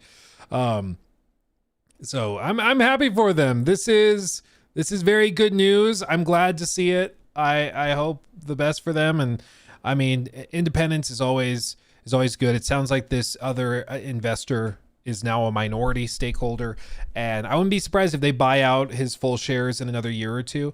I think that's good. Again, independence in any sort of journalistic pursuit is a very good thing. So I'm glad to see that they are now independent. It's really cool. And I wish them the best, because I think that they do really good stuff. I understand why some people are, maybe poke holes or poke and prod every once in a while, I think you guys like DLSS too much. Okay. But like, we are in the weeds when we talk about that stuff. They do great work all over the place. And now seeing that they are independent, I think that's really good. Really good. Glad to see it. Glad to have it. Okay. Let's see. Did I read that one? Professor Sprinkles, thank you for the 2. Luke, I feel gaming burnout. How would you Reddit mini? I would take a break, do something else. Burnout's like one of those easy things where it's like, hey, if you want to break out and like, you know, you're just getting burnt out and you just want to do something different, just do something different. If you're not feeling any of the recent games, go do something else. Take up, like try playing chess for a few weeks. Yeah, go outside. Yeah. But like, no joke, there's plenty of times where I'm like, yeah, I sit down at the computer and I'm like, okay, it's 8 p.m. The kids are down, time to play a game. And I'm just like, nothing's really calling to me. That's okay. Go for a run, go play some chess, read a book, you know, watch a movie you've been waiting to watch, make some popcorn, do the whole thing. It's okay. You know, forcing yourself to play something when you're not feeling it will not magically fix the burnout. You just got to take a break. If anything, like when you're feeling burnt out and you keep going, that's when you fully burn out. That's when like it takes weeks and weeks and weeks to recover and to get out of that funk. So just chill. Boom, thank you. That gets 3 booms. Boom, boom, boom. Everybody do 3 booms in chat, please. Three booms in chat. Sorry, I've got to send a text to Jacob and Trevor.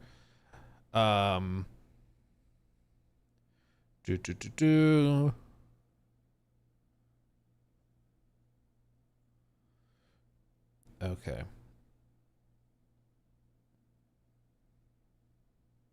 Voila. Boom, boom, boom. There you go. Thank you, everybody. Thank you for the booms. Oh, dude, I got triggered. I switched camera angles to this. And I was like, oh, God. Here it goes all over again. Here it goes. Okay, we should touch on this. And then, okay, yeah, we can talk about that. That looks good. Okay.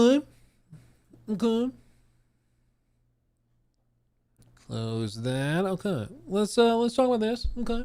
Zaku. Thank you. 5 months. Ooh, baby. Hey, Luke, hope you're doing well. Deuterino. Hope you're doing well, my friend. Glad to have you. Thank you. Much love. Okay, let's touch on this. Boom. Damn it, I was too late. Sorry, Jacob. You snooze, you lose. Okay.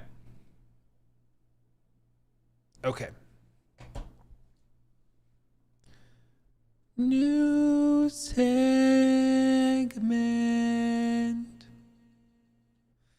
All right, everybody, it's time once again to talk about Marathon. That game that exists. The Sony CFO recently did a series of discussions on all sorts of different topics as part of the Q&A session after their financial result reporting thing. And as part of that financial result reporting thing, they talked a lot about a bunch of their different projects and investments. They talked about live service pursuits, whether they're going to like refocus efforts and do things differently. They talked about all sorts of stuff. But one of the most interesting things was they talked about Marathon specifically. And for this, I feel we need our stuffy. Yeah, you're getting thigh angle today. You're welcome. The shorts right up. Happens to the best of us. They sent me this stuffy after we went to the studio and showcase. And honestly, it is pretty cute. I think it's the best thing to come out of Marathon so far. So he's going to join us for this discussion as we go through this. Sorry, this might be uncomfortable for you. But having said that, okay, you guys are saying thick. How dare you?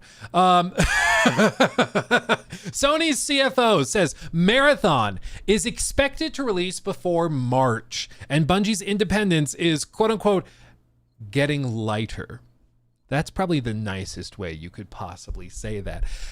What they have officially said, what Bungie said, was after they delayed it from September, they said we will be talking again in the fall And in the fall, we will communicate what the release date is, final launch plans, all of that. It is technically possible that this could still launch in 2025. They could try to shove it out in December or in November. It's not outside the realm of possibility. This fall could mean September, October, or November, really. I think December, you're getting into what most people would consider the winter, even though the winter doesn't technically start until January, which is upsetting to me. But regardless, that I think is possible. I think most likely, though, they delay it and it becomes like a January launch.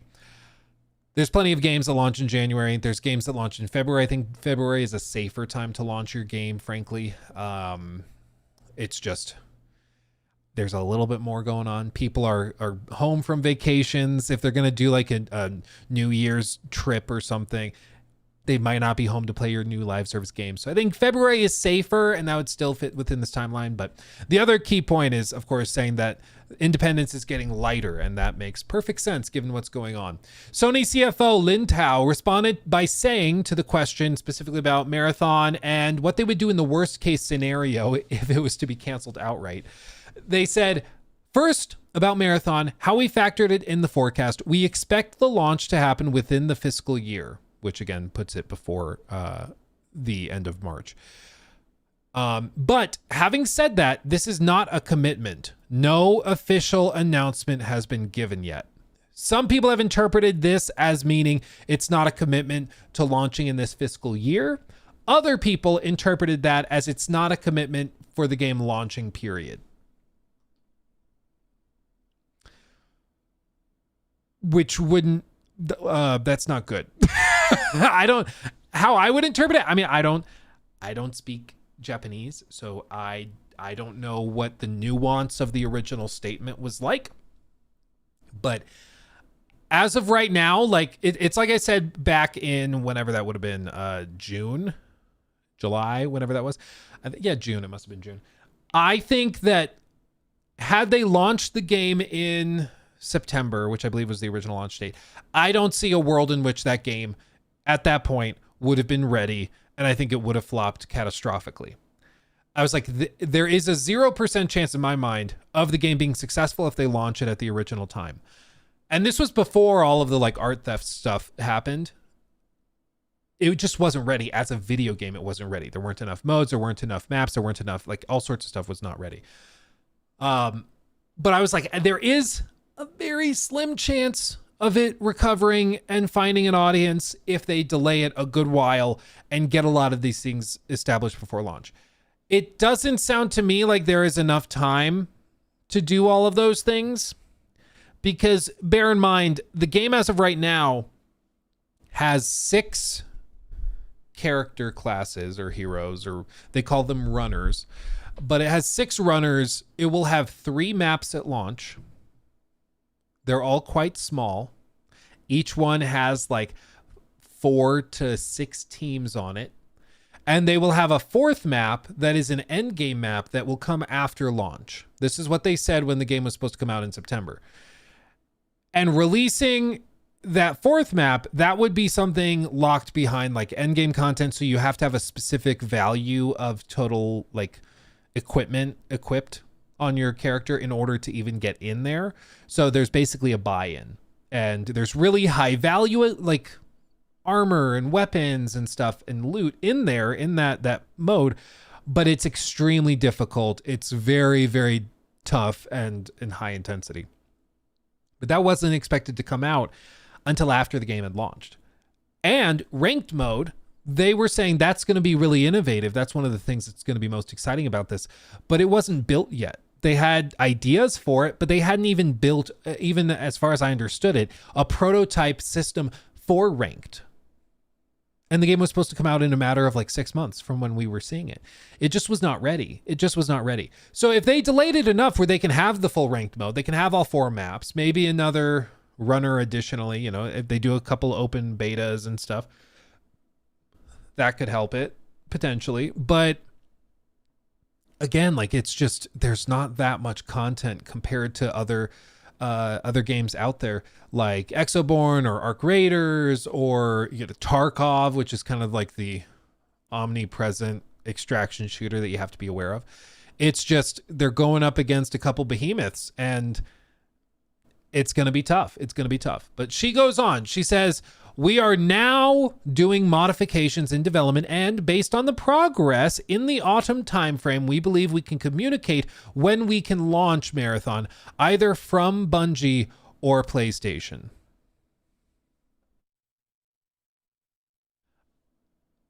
I think what is meant by this is that not that it's going to launch from Bungie or PlayStation, meaning they don't know who officially is going to be like putting it out, like it's a Bungie game. I think what they mean is we can communicate, we being Bungie or PlayStation. I think there's a pretty sizable likelihood that they pull Bungie's rights to market their own games away from them and they start handling it in-house. So we will start to see, instead of Bungie handling their own like creator preview event and, you know, organizing that whole thing, PlayStation does it all. Because PlayStation's like, yeah, that didn't go well. That didn't end well. So we're going to handle it now. You sit down. We're going to market the game. With regards to Bungie themselves, Tao reiterated Sony's decision to take more control over the studio's management, with the eventual aim being to completely integrate it into PlayStation Studios. Quote, about the governance of Bungie. At the time of the acquisition, we were offering a very independent environment, so that was one way of thinking. However, thereafter, we have gone through structural reform, as we announced last year, so this independence is getting lighter. Again, that's a very nice way of saying that. And Bungie is shifting into a role which is becoming more part of PlayStation Studios, and integration is proceeding. In the long term, if you can see this as an ongoing process, the direction for Bungie is to become part of PlayStation Studios. Now they're saying the goal is not to leave them independent. The goal is for them to become a PlayStation Studio.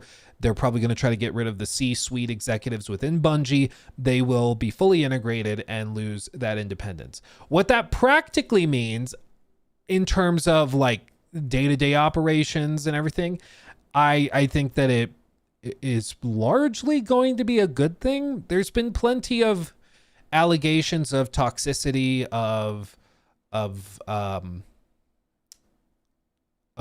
there's even been allegations of things like harassment, of all sorts of stuff. So I think that this will probably be a good thing, and I don't think there will be any love lost when the executives get booted out, especially because there's been all sorts of stories. Do you guys remember? I wonder if I can find it. I don't remember the guy's name. Do you remember the Bungie executive? Let me see if I can find it. Here it is. Yahoo Finance? Yeah, here. Bungie CEO seemingly spent over $2.3 million on classic cars after the Sony acquisition, and this was revealed specifically after they had to lay off hundreds of staff. So he's been an executive at Bungie for over 2 decades, okay? Faced lots of public criticism over the last year for Bungie's struggles. Bear in mind, this article is from July of 2024. And the leadership decisions that led to 100 staff being laid off last October. A tweet from the CEO thanking those cut for their contribution to the company was accused of being tone deaf at the time. And now, as you can see, that statement comes just 2 months after Parsons was seemingly the winning $91,500 bid for a baby blue 1961 Chevrolet Corvette. Chevrolet, I can't read. Chevrolet Corvette on the vintage car auction site Bring a Trailer. Bungie lays off 17% of its workforce. Unrelated, here is a list of the cars the CEO has purchased on BAT. And this was tweeted by Valorant Player Association Program Manager Tailored. And you can see that this guy, Parsons, these are all the cars that he has purchased. December 21st, 2023. He bought this one November 22nd, 2023. He bought this one October 8th of 2023. This one cost him $80,000. This one was cheap. This one he only spent 5,600. This one he spent 40,000. He bought the removable hardtop for this Corvette for 5,000. He bought a 1958 Volkswagen Beetle sunroof sedan for 47,000. He bought this old Ford Country Squire Woody wagon for 46,500. He bought this thing for 42,000. He bought this one in May of 2023 for $201,000. Like, it's a little ridiculous. It's a little insane. Okay, just when you think like you've seen it all, it's a little insane. Now, as I've said before, like when we talked about Neil Druckmann's watches, because he's like casually wearing $70,000 watches. I'm a firm believer. If you work your ass off, you start a company, you blow it up into something really successful, and you make millions, and you want to spend it on watches or collector cars or whatever, that's your right, and you should be able to do that. It's your money, go for it. But that does not mean that you are immune from us teasing you and noticing, and also pointing out how tone deaf it is for you to be like, yeah, we're really sorry we had to let you guys go. And then you go and spend $2.3 million on collector cars. Like it writes itself. The story writes itself, you know? So I'm not saying he shouldn't be allowed to buy these cars. Go for it. Go for it. Just know that people are going to say you're out of touch and you're like, I don't even know what the term would be. Corporate troglodyte. For doing this while you're laying off hundreds of people. But this is ultimately, I think, the problem within Bungie is that the executives have largely checked out. They're buying their car collections. This is where the real passion lies. And they're spending their millions they got after the acquisition on this stuff. That's where the effort is going. And then you see after this was revealed, he stopped buying through this place right after the story broke. He was buying about every 6 months a new car. And now I wouldn't be surprised if he made a new account and he's buying through there. So I wouldn't be shocked. So anyway, he's got the right to do it, but we get to make fun of him for it, certainly. So Sony went on though. Tao said she currently doesn't expect this to happen, saying, quote, "We are now fixing the problem, so we believe the launch will happen," specifically as to whether they're going to cancel Marathon. "If this launch is canceled, we'd need to do the revision of the valuation. However, as of now, this is not expected." It's a possibility, but as of right now, it's not expected. Marathon was originally, of course, planned to launch in September, but Bungie announced in June it had delayed the game, claiming it needs more time to refine and test it. I'm glad they were given the time. I really thought that Sony was going to force them to put it out. So they decided to delay it, and now it's sitting in limbo. We don't know when it's dropping. We don't know what it'll look like when it drops. We just don't know. But I think it's likely they try to shove it out in like February. But again, like what are the odds that they can make enough changes by February to make it pop off? Because again, like, is it even a concept that people were in love with? They did have hundreds of thousands of people in their Discord wanting to play the playtest. That's true. Because they have a lot of Destiny players that want to play it. But extraction shooters are just different. And I think that's the thing that is just not appreciated truly. And maybe I'm just totally wrong here. And it's very possible because unlike other YouTubers, I often am wrong. But maybe I'm just totally off base here. But I do not see extraction shooters as having the same mass market appeal as like your typical MMO style game or as like a battle royale. And I've told you guys 1,000 times how when I was at Bungie, they were talking about how like all the big streamers they were talking to, and they were talking about how the devs and designers, they all thought that extraction shooters were the future. Extraction shooters were going to be the next big thing. And I just do not see that. I don't see it. All the people that I've played like battle royales with, they're not the types to play these super hardcore, intense extraction shooters. It's just different. Battle royales, you pop in, you play a couple rounds, you move on. Same with like Marvel Rivals or Overwatch or one of those hero-based shooters. It's fine. Like you play a few rounds, and if you lose, you just go to bed and it's not that big of a deal. You can have a match in a game like Marathon or Tarkov or Exoborn or what is the other one that Post Malone was in?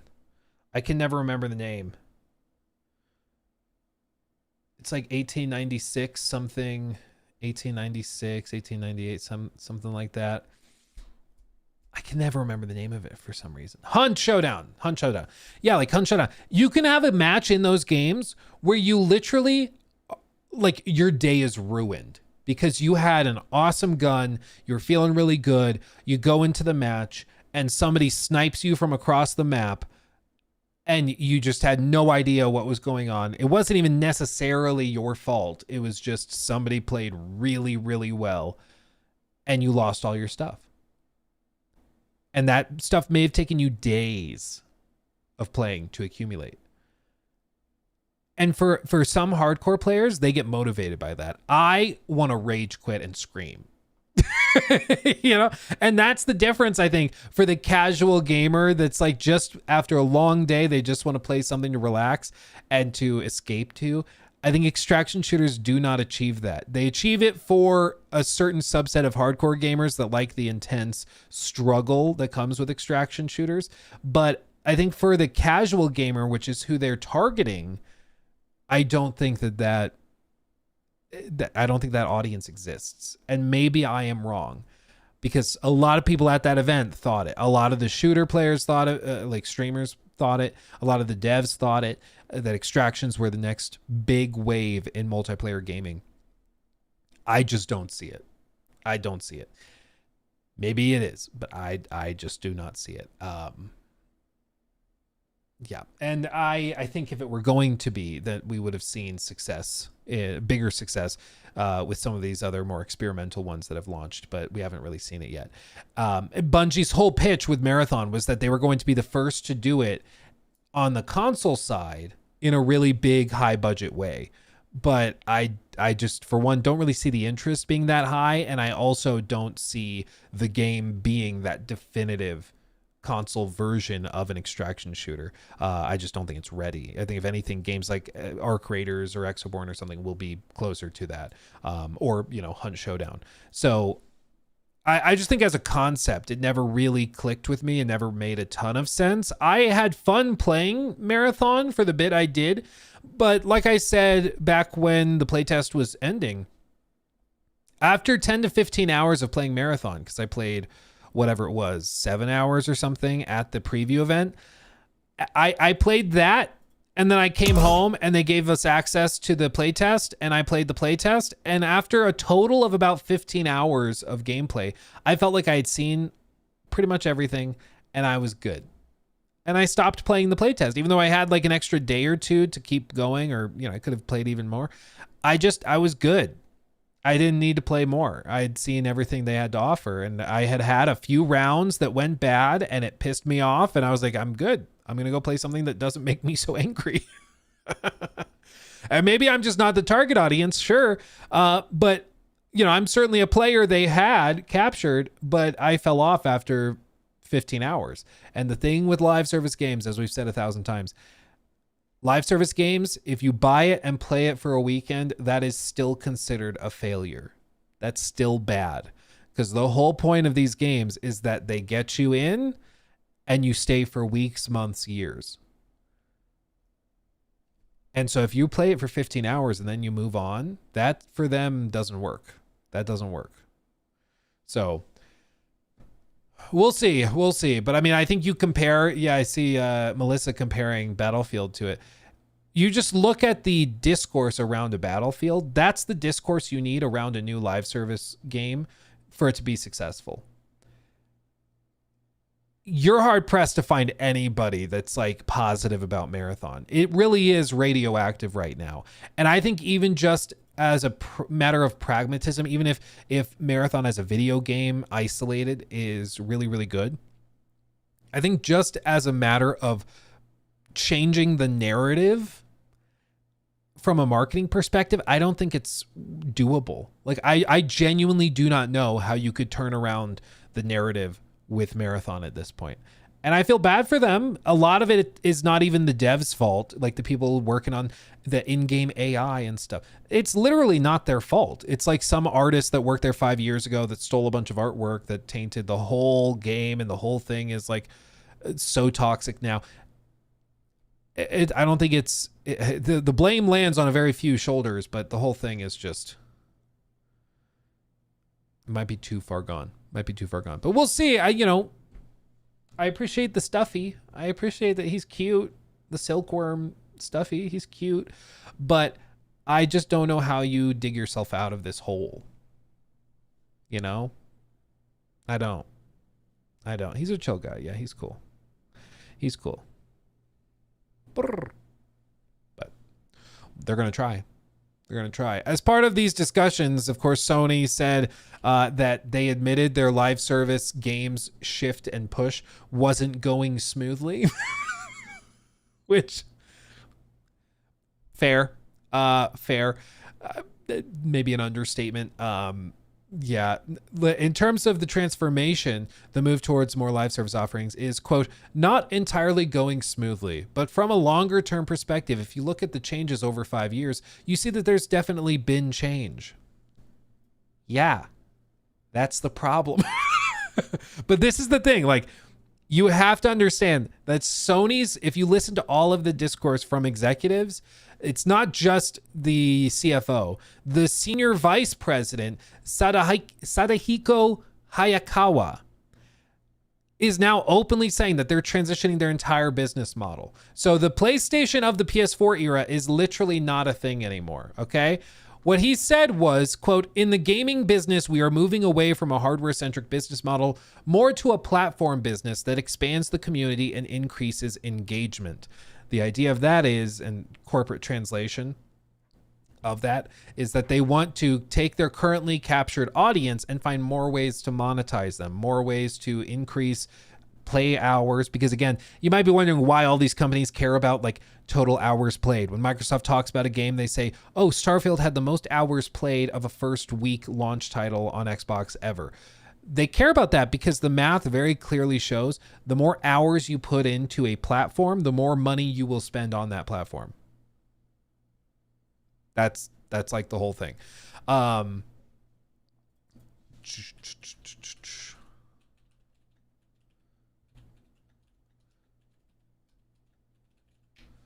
It's just, that's how they do it. And so they're very transparent that they're making this shift across the board. They furthermore, let me open up these quotes. It's also important to remember that that Sony is not just PlayStation. Sony has a massive camera business. Sony has a massive TV business. They actually, one of their biggest chunks of revenue in Japan comes from life insurance. They have a huge insurance business, which you might not have known, but yeah, it's funny that that's how they're doing it, but yeah, that they make a lot of money there. He says overall, Sony are making a shift to creation as a company, as the three segments of games, music, and pictures make up 60% of their total revenue. So, they want to stop relying so much on hardware, whether that's PlayStation 5 console sales, controller sales, stuff like that, or more broadly, television sales, camera sales, lenses sales, which, by the way, they make fantastic cameras. The camera you're watching this video on is a Sony. This is a Sony as well. The Sony Alpha FX3, FX30, whatever. They make fantastic cameras and stuff, but making hardware is expensive. It's intensive with R&D. If you can have your own like platform, like a Steam or a PlayStation store, they make way more money. Their margins are way higher. It's fantastic. Make way more money there. For example, shifting from output devices like TVs and to creation devices like digital cameras, also things like music streaming, music catalogs, Crunchyroll, teaming up with Bandai Namco to create new entertainment and IP. In the gaming business, the shift towards a platform business is increasing. He says they're transitioning to an entertainment creation to expand and to improve the stability of the company and the profitability. This is also just more generally, if you are reliant on hardware, you have one bad hardware launch, your company is screwed for years. We saw that with Nintendo and the Wii U. I mean, they were in a funk for years after that. and it was rough. It was rough. And it was partially because the hardware they were selling was the platform. And so when the hardware didn't sell, the platform collapsed. And, you know, that's a whole other thing for a whole other day. For further context, the question that was asked from the media was that Sony are aggressively investing in IP content creation, such as investing in Bandai Namco. How do they evaluate those investment results so far? And is there a specific investment that caused them to revise their forecast upwards? The answer talked about the overall strategy for Sony shifting focus to creation, and with the games business shift more focus to the platform business. Note, this doesn't mean Sony will stop making console hardware anytime soon, but they are saying they will increase focus and investment on the platform business model going forward. This is the big thing with this is also funny. Sean Layden replied to it with a GIF. Samir asked what I thought of it. It is funny, Kratos doing the face palm.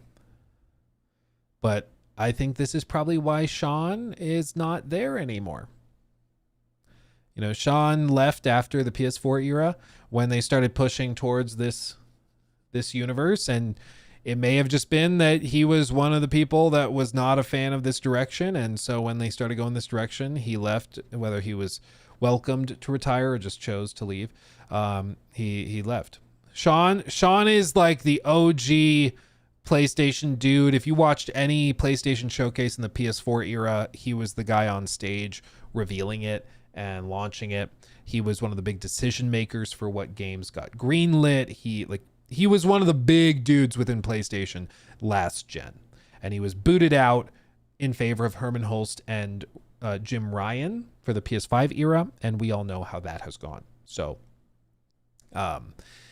seeing that he is not a fan of this direction is not really surprising, I would say. It's not that shocking, but fundamentally the business is changing, and I think we've seen that with the increase in the number of ports from PlayStation to PC. We've seen them really broaden their horizon with live service launches that are also cross-platform, and they're also going to keep swinging at the live service batting cage. I don't know if that analogy makes sense, but they're going to keep going for it because, again, if you have one massive success, if you have one Destiny level success, one Battlefield level success, Fortnite level success, if you have one thing that does that well, it pays for 15 failures on the level of, like, probably we just talked about Contraband earlier in the stream. That was going to be another live service co-op game. It pays for like 15 of those, because if you can make a game that generates $1 billion a year, yeah, you can afford to lose 500 million, 600 million trying to get there. You can just keep going there. Sunk cost fallacy, it's a little different. It's literally gambling, which is why it's kind of funny that, so many of these live service games are reliant on things like gacha or loot boxes and things in order to make money by basically pushing players into gambling to spend more money for card packs, for FC or whatever it may be. And now these companies are losing hundreds of millions of dollars gambling on which game is going to be a success, because they basically just throw crap at the wall and see what sticks. And that's why it's so funny that like Helldivers 2 ended up being their biggest success so far. They barely marketed that game. I don't think Sony expected that to be a success. I don't think Arrowhead expected that to be anywhere near as successful as it was. It blew up. And I don't think they saw that coming at all. The one they thought was going to blow up was Concord. They really thought that one was going to do well. And we all know how that ended. So they do not have a great gauge of what's going to be successful and what's not. So they're just pumping out a ton of stuff, throwing it at the wall and seeing if it sticks. MLB as well. Yeah, MLB has done very, very well. That's a huge moneymaker for them as well. But this is the thing, like for Sony, yes, they're frustrated that games like Marathon are not going well. They're frustrated that games like Fair Games are not going well, or Concord and things like that. That's obviously, they'd prefer if those were all hits, but they kind of built into the budget that they were going to burn a lot of cash on a lot of things that probably wouldn't work, and they'll just keep doing it. It seems like the biggest lesson learned since the beginning of the generation, though, was that it is in fact disruptive to have your core teams working on these live service games while also trying to make single player games. I think they believed that they could have a Naughty Dog make a live service Naughty Dog at the same time as making The Last of Us 3 or Intergalactic or whatever. And it wouldn't be that disruptive. It's just like, oh, it's just another team. Just have 2 teams or whatever. And it turns out, no, it's way more complicated than that. It's not the same thing. And it took them like 4 or 5 years to figure that out. But now at least it seems like they are reworking things and trying to refocus. But again, they had Naughty Dog working on a live service thing. They had Blue Point working on a live service God of War game. They apparently had the Days Gone devs working on a live service game. They had everybody, all hands on deck, working on live service stuff. A lot of it has gone nowhere. And years of dev time have been wasted. Billions of dollars burned in the furnace of live service pursuit. But they're still going at it. They're still going at it. Because if they have just one success that's massive, it pays for all of it. That's the perhaps biggest takeaway from all of this, is that Sony, they may admit that their live service shift isn't going super smoothly, but that does not mean they're stopping. They're still going.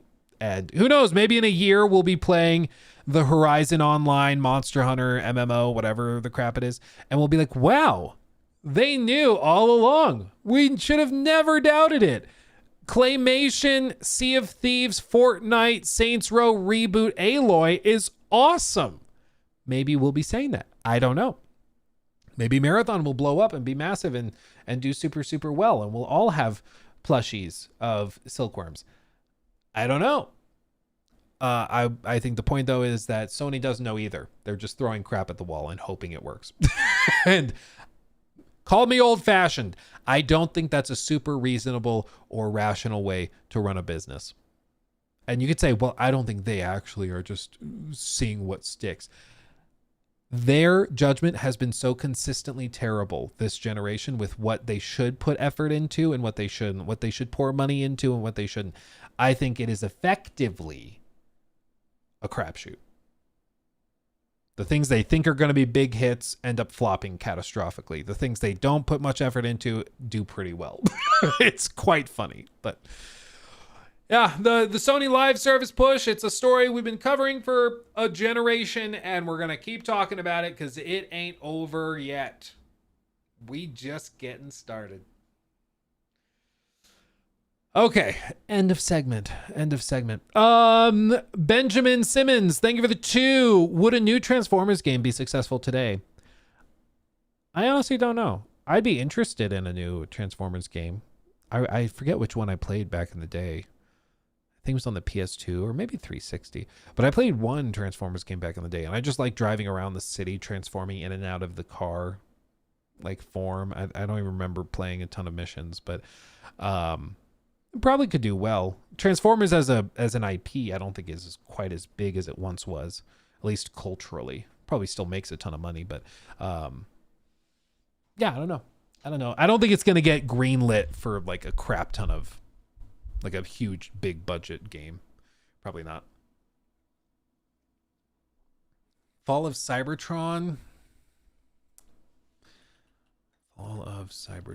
If I see it, I'll recognize it, I'm sure.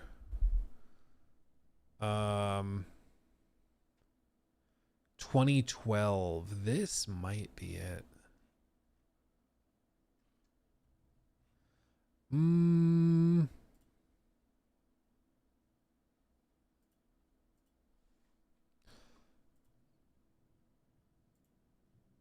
Fall of Cybertron. Is this it? I don't think this was it. Because I specifically remember driving around a city. Like, with houses and shit. Like, Dark Spark? Rise of the Dark Spark, maybe? Is this it? No, this doesn't look quite right. I don't know, man. I'll have to go on a deep dive and figure it out. I don't remember which one it was. Back in the day. Transformers, the game for PS2. Transformers PS2. Revenge of the Fallen 2004 video game.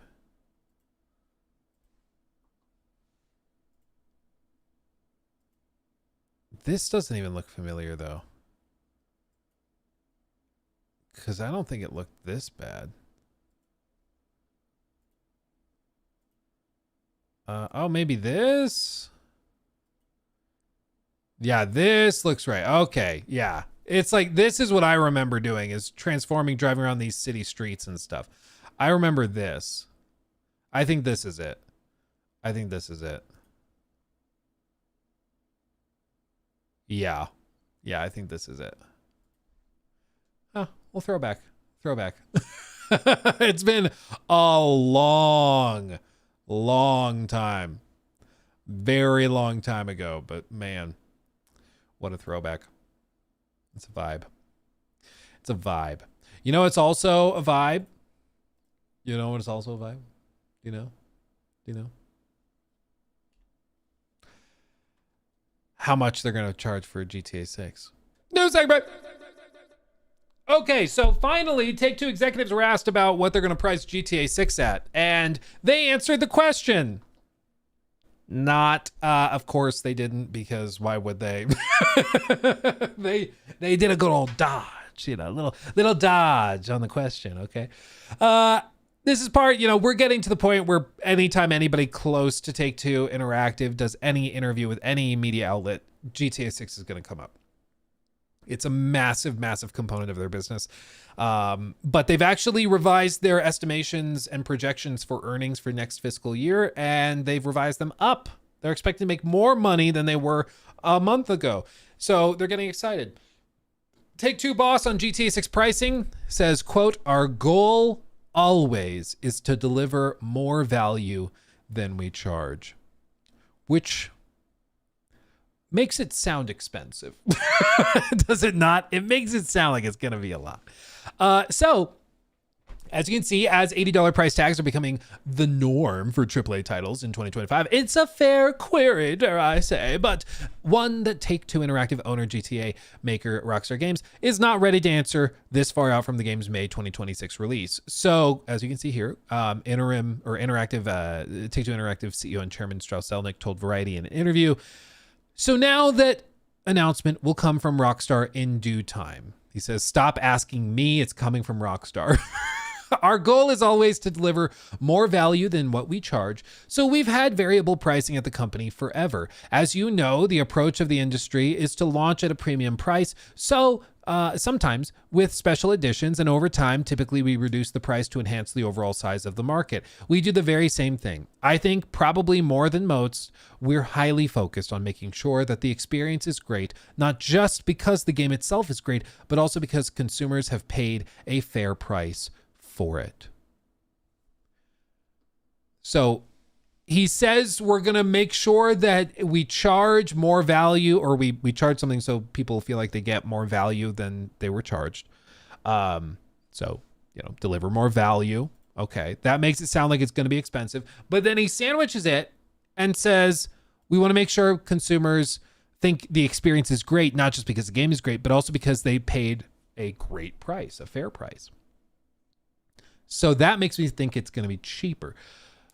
So it's starting to feel like, again, 80, like it's going to be 80 as a premium price point. And it's like, yeah, it's a premium price point. You're getting a lot for that $80, but their hope is to deliver a game that is so good that it feels like a steal even at 80. My prediction from a year and a half, 2 years ago, I don't even know how long at this point, but I've been saying it for ages. I think what they do is really, really simple. I think this is what it is. You remember AC Shadows? They lost a ton of press exclusivity because AC Shadows started leaking like a full month before it launched, because they sent out physical copies and the game was on the physical copies. I think they're going to try desperately to prevent that. So what I think that Take-Two is going to do is I think they're going to launch the base version at 80. Okay? I think then there's going to be a higher end edition. The higher end edition is probably going to be the deluxe edition. Okay. I guess I could say that this is $79.99. Okay. We got to be precise about this. I think then they have a deluxe edition that is $99.99. Okay, this is for launch. I think this is digital. This is digital. I don't think there's a physical version directly at launch. Okay, but then I think they'll also have like an ultra edition that will be something like $109.99. And I think this version will come with 5-day, I can't write,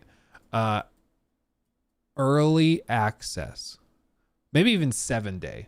But I think that if you buy the top cream of the crop version, you'll get access to the game like a full week early. And then at launch, you can buy it for $80 if you want. And maybe they do a physical copy only at this. Maybe this edition is only physical or comes with physical. But again, it launches at the official launch date. Early access kicks off for people that paid the premium. I think that's what they're going to do, because the FOMO with this is going to be insane. It's going to be ridiculous. Matthew, thank you for the membership, by the way. Thank you. And Boone for gifting another membership to Ethan. Thank you. Very kind, very generous. Thank you, guys. And this way they can get out of the drama of like, you charged $110 for the game. They're like, no, we charged $80. And if people really want to play the game a week early, they can. They just buy the premium version. So then they get a good chunk of change more, a solid $30 more per copy. And I think a ton of people will buy this. You may not, but I think, again, you got to think broader market.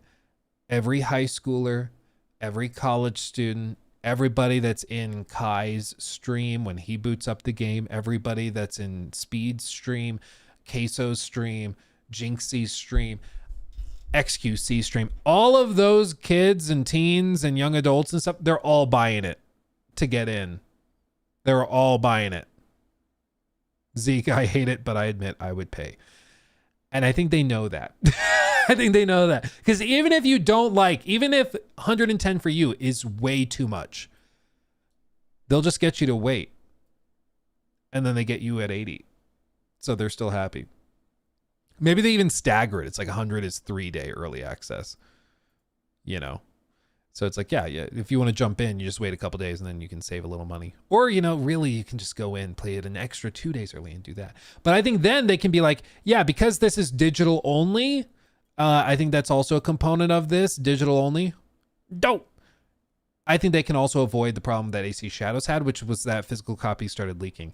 Because what happened with AC Shadows is not that people stole copies from the manufacturing center or something. What happened was they started shipping physical copies of AC Shadows for the original launch date, which was going to be Valentine's Day. They delayed it again until March, but those copies were still out in the wild. And my understanding is they were being held at distribution centers. So think of the big Amazon warehouses. And then people that are making minimum wage or close to it for their state, they're in there working and they see a copy of AC Shadows, or in this case, they'll be looking down. They see Grand Theft Auto 6. Doesn't take many.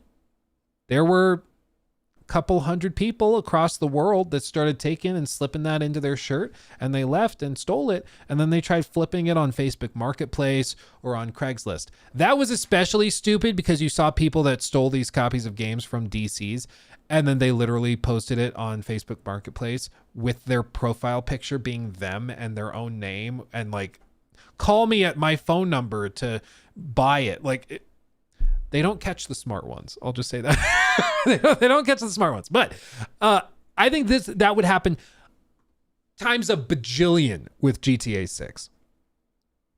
Times a bajillion. I mean, it would be crazy how many people would be trying to get copies of that extra early. So if there are physical versions, I think there's no data on the disc. I think it's probably literally just a code to redeem it, and you have to download it through the official servers. It's going to be crazy. Do you remember the first trailer for GTA 6? Do you remember what happened there? It was supposed to launch at a certain time.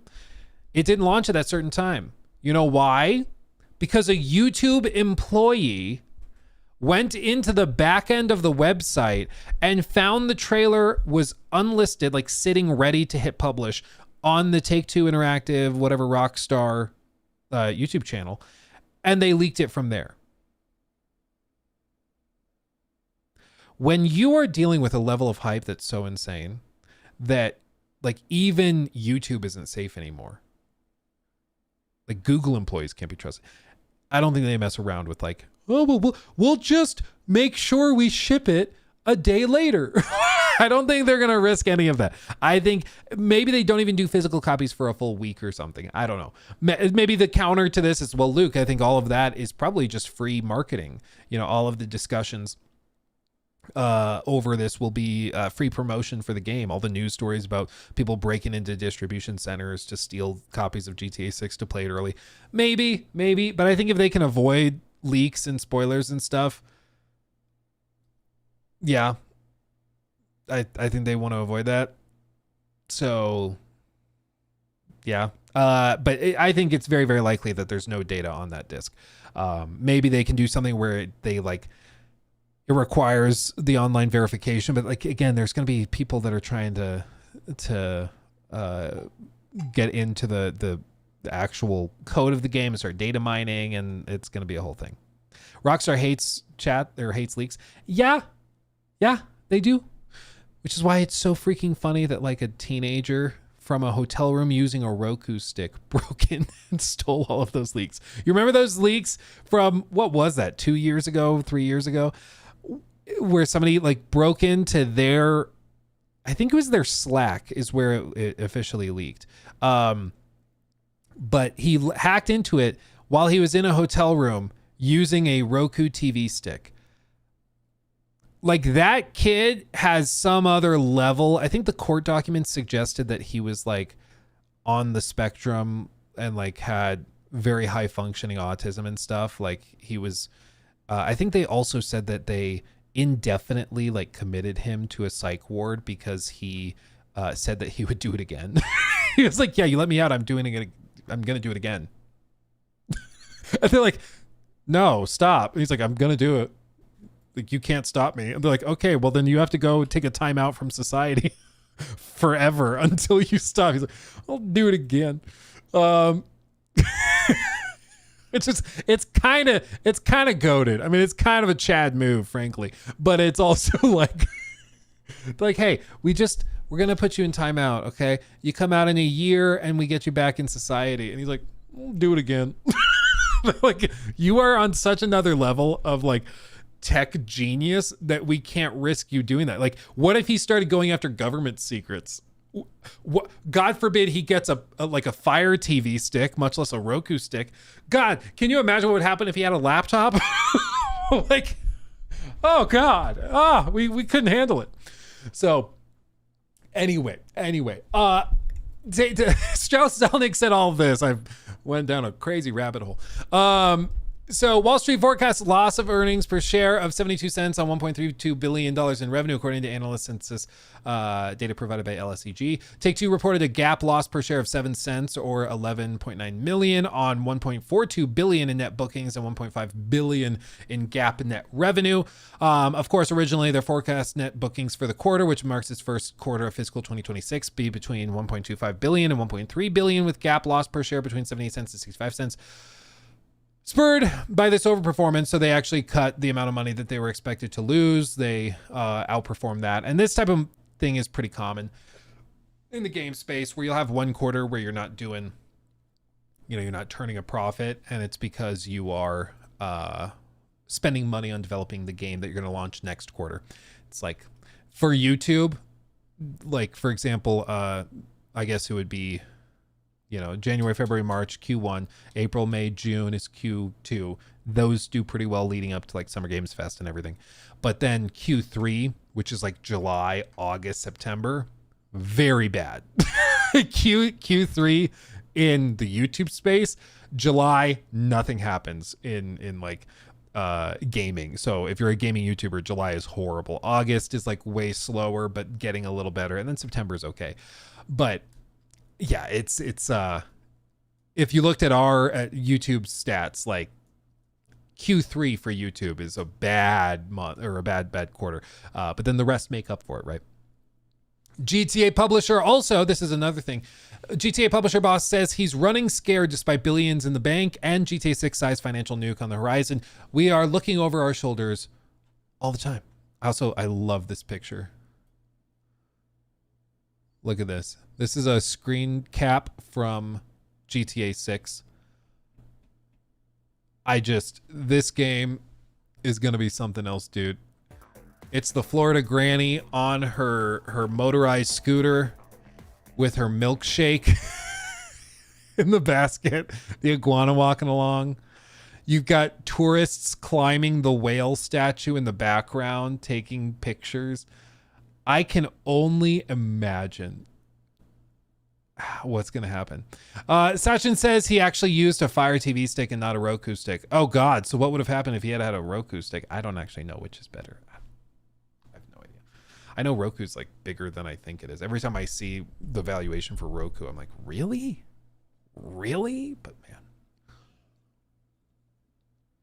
If you've never been to Florida, this is Florida. This. I don't know how else to describe it. A picture's worth 1,000 words. This is Florida.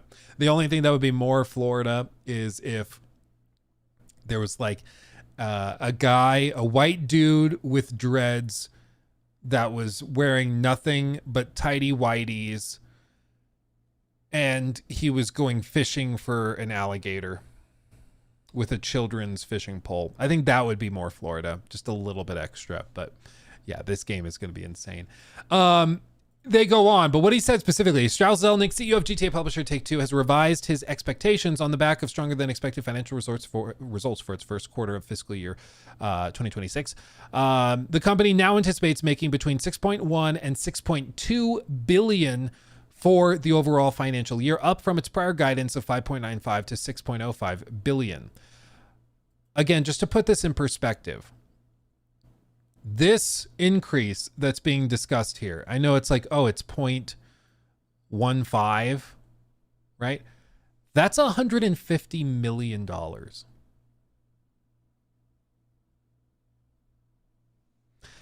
That's what we're talking about here, okay? Like, just casually being like, yeah, we expect to make another 150 million. Pretty chill. That's what we're talking about. Like, the scale of these companies is kind of hard to wrap your mind around, but that's what we're dealing with, okay? It's why also, you see a GTA 6 level success and you're talking about billions and billions and billions of dollars coming in. It can keep an entire company that is worth tens of billions of dollars afloat, just having that thing on the horizon. And yet in a chat with Games Business, Zelnick says the general operating procedure at the corporate C-suite is to act like you're being pursued by wolves. Quote, "We are looking over our shoulders. We are running scared." Which on the one hand is just boilerplate corpo speak. There's not an MBA in the world who isn't desperate to corner you with chat about how hungry and ambitious and agile they are, even if they administrate the slow bulk of stock market topping corporate Goliath. Even if they administrate, okay. Sitting down and telling reporters, honestly, everything's going really well, so I've sort of stopped caring, is liable to send your share price the wrong way. Absolutely. But it's worth noting that the precise question Zelnick is responding to, the game business put to the boss that the tastes of younger generations seem to be mutating. Does Gen Alpha lust after graphical fidelity and miles deep simulation? It does not. It's playing Roblox, which looks like a PS1 threw up. Yeah, that's fair. Take-Two does not currently have much that's poised to muscle in on that space. This is what investors are asking about, is like, where's your Roblox competitor? What are you doing to combat Roblox? Logan, chat has unionized. Don't fire. Also, we need Todd. Oh, chat's unionized. Okay, let me just turn off chat real quick. Shut it down. But this is my thing is, like, I understand the discussion and discourse around the market changing, but I think the one piece to remember is that if you rewind the clocks to 2013, you remember what Xbox's direction for the future was? They were like, the future is not gaming. It's hybrid media experiences. So we're going to turn the Xbox One into a cable box. And we all know how that went. And then a couple of years later, everybody was talking about how the future of gaming is not on consoles, it's on mobile. They're like, look where all of the players are. They're all on mobile. They're all playing on their phones. So we need to have mobile experiences. And there were discussions about how they were like, yeah, we don't think there's going to be another generation of consoles after the PS4. There were actual articles written in 2014, 15, 16 about that. And what happened? The industry grew. There's a lot of people that play games on mobile, but consoles are bigger than ever. And I think the thing is, all this discourse over like Roblox and stuff, it's true that people play Roblox, but a lot of people grow out of Roblox. There is a point where people decide that, I'm good with that. I want a more mature experience. I want something bigger and better and crazier. And they look for it in something like a GTA 6 or a console gaming experience, which is what they get. So I don't think that companies that are throwing, if they throw out their more serious adult stuff, I think they're throwing the baby out with the bathwater, and I think they're going to regret that in due time. I think, because I think that a lot of those Roblox players will keep playing Roblox. Sure, a lot of them are going to grow up and move into games like GTA 6, and Red Dead 2, and I think that the market will absorb them, but I think they're just fundamentally different groups, I think.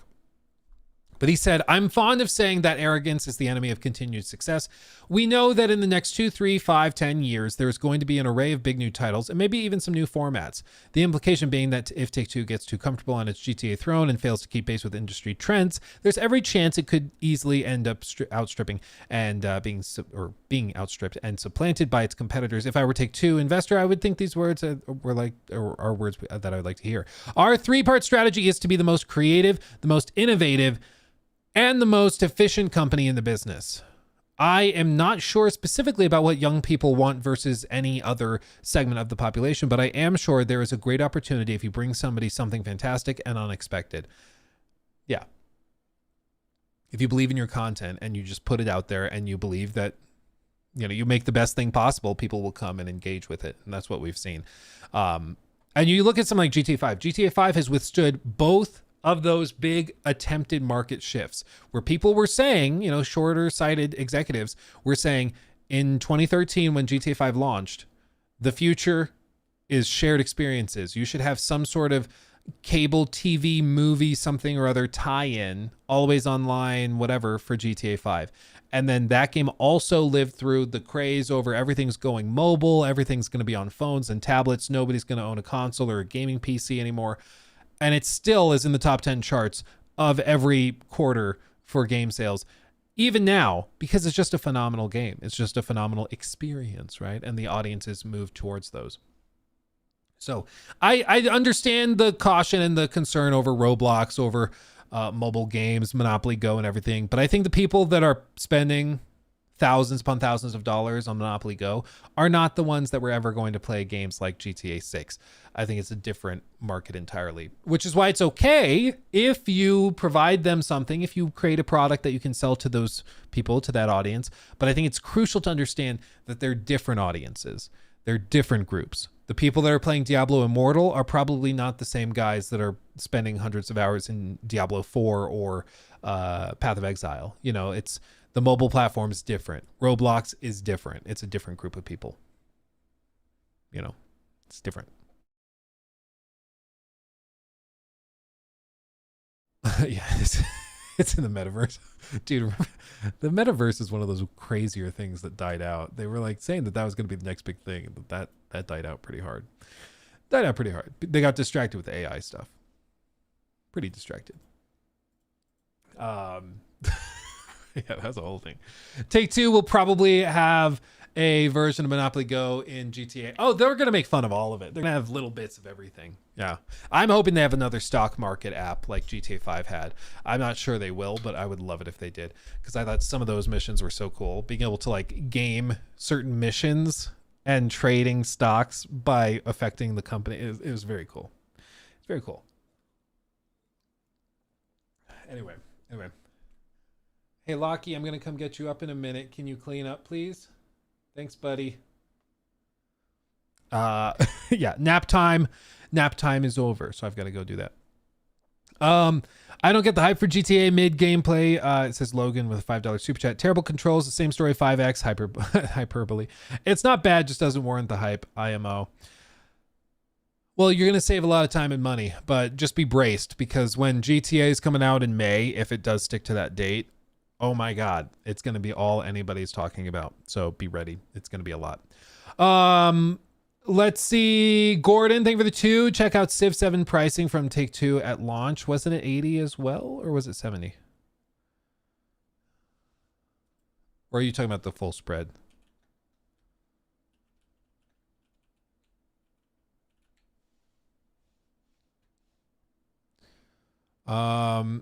It was sold for 70. There was a deluxe edition for 100, a founder's edition for 130. Ooh. So my guesstimate of 80, 100, and 110, maybe it's actually like 70 or 80, 100 or 110, and then 130 for the top end. It's possible. That's possible. And that's not even including a collector's edition if they decide to do a collector's edition, because that's also possible. That's also very possible, because they did that for Red Dead 2 as well. Should I put my PTO request in now? If they hit that date. A lot of people think they're not. Don't quote me. I think Joraptor said he expects them not to hit it.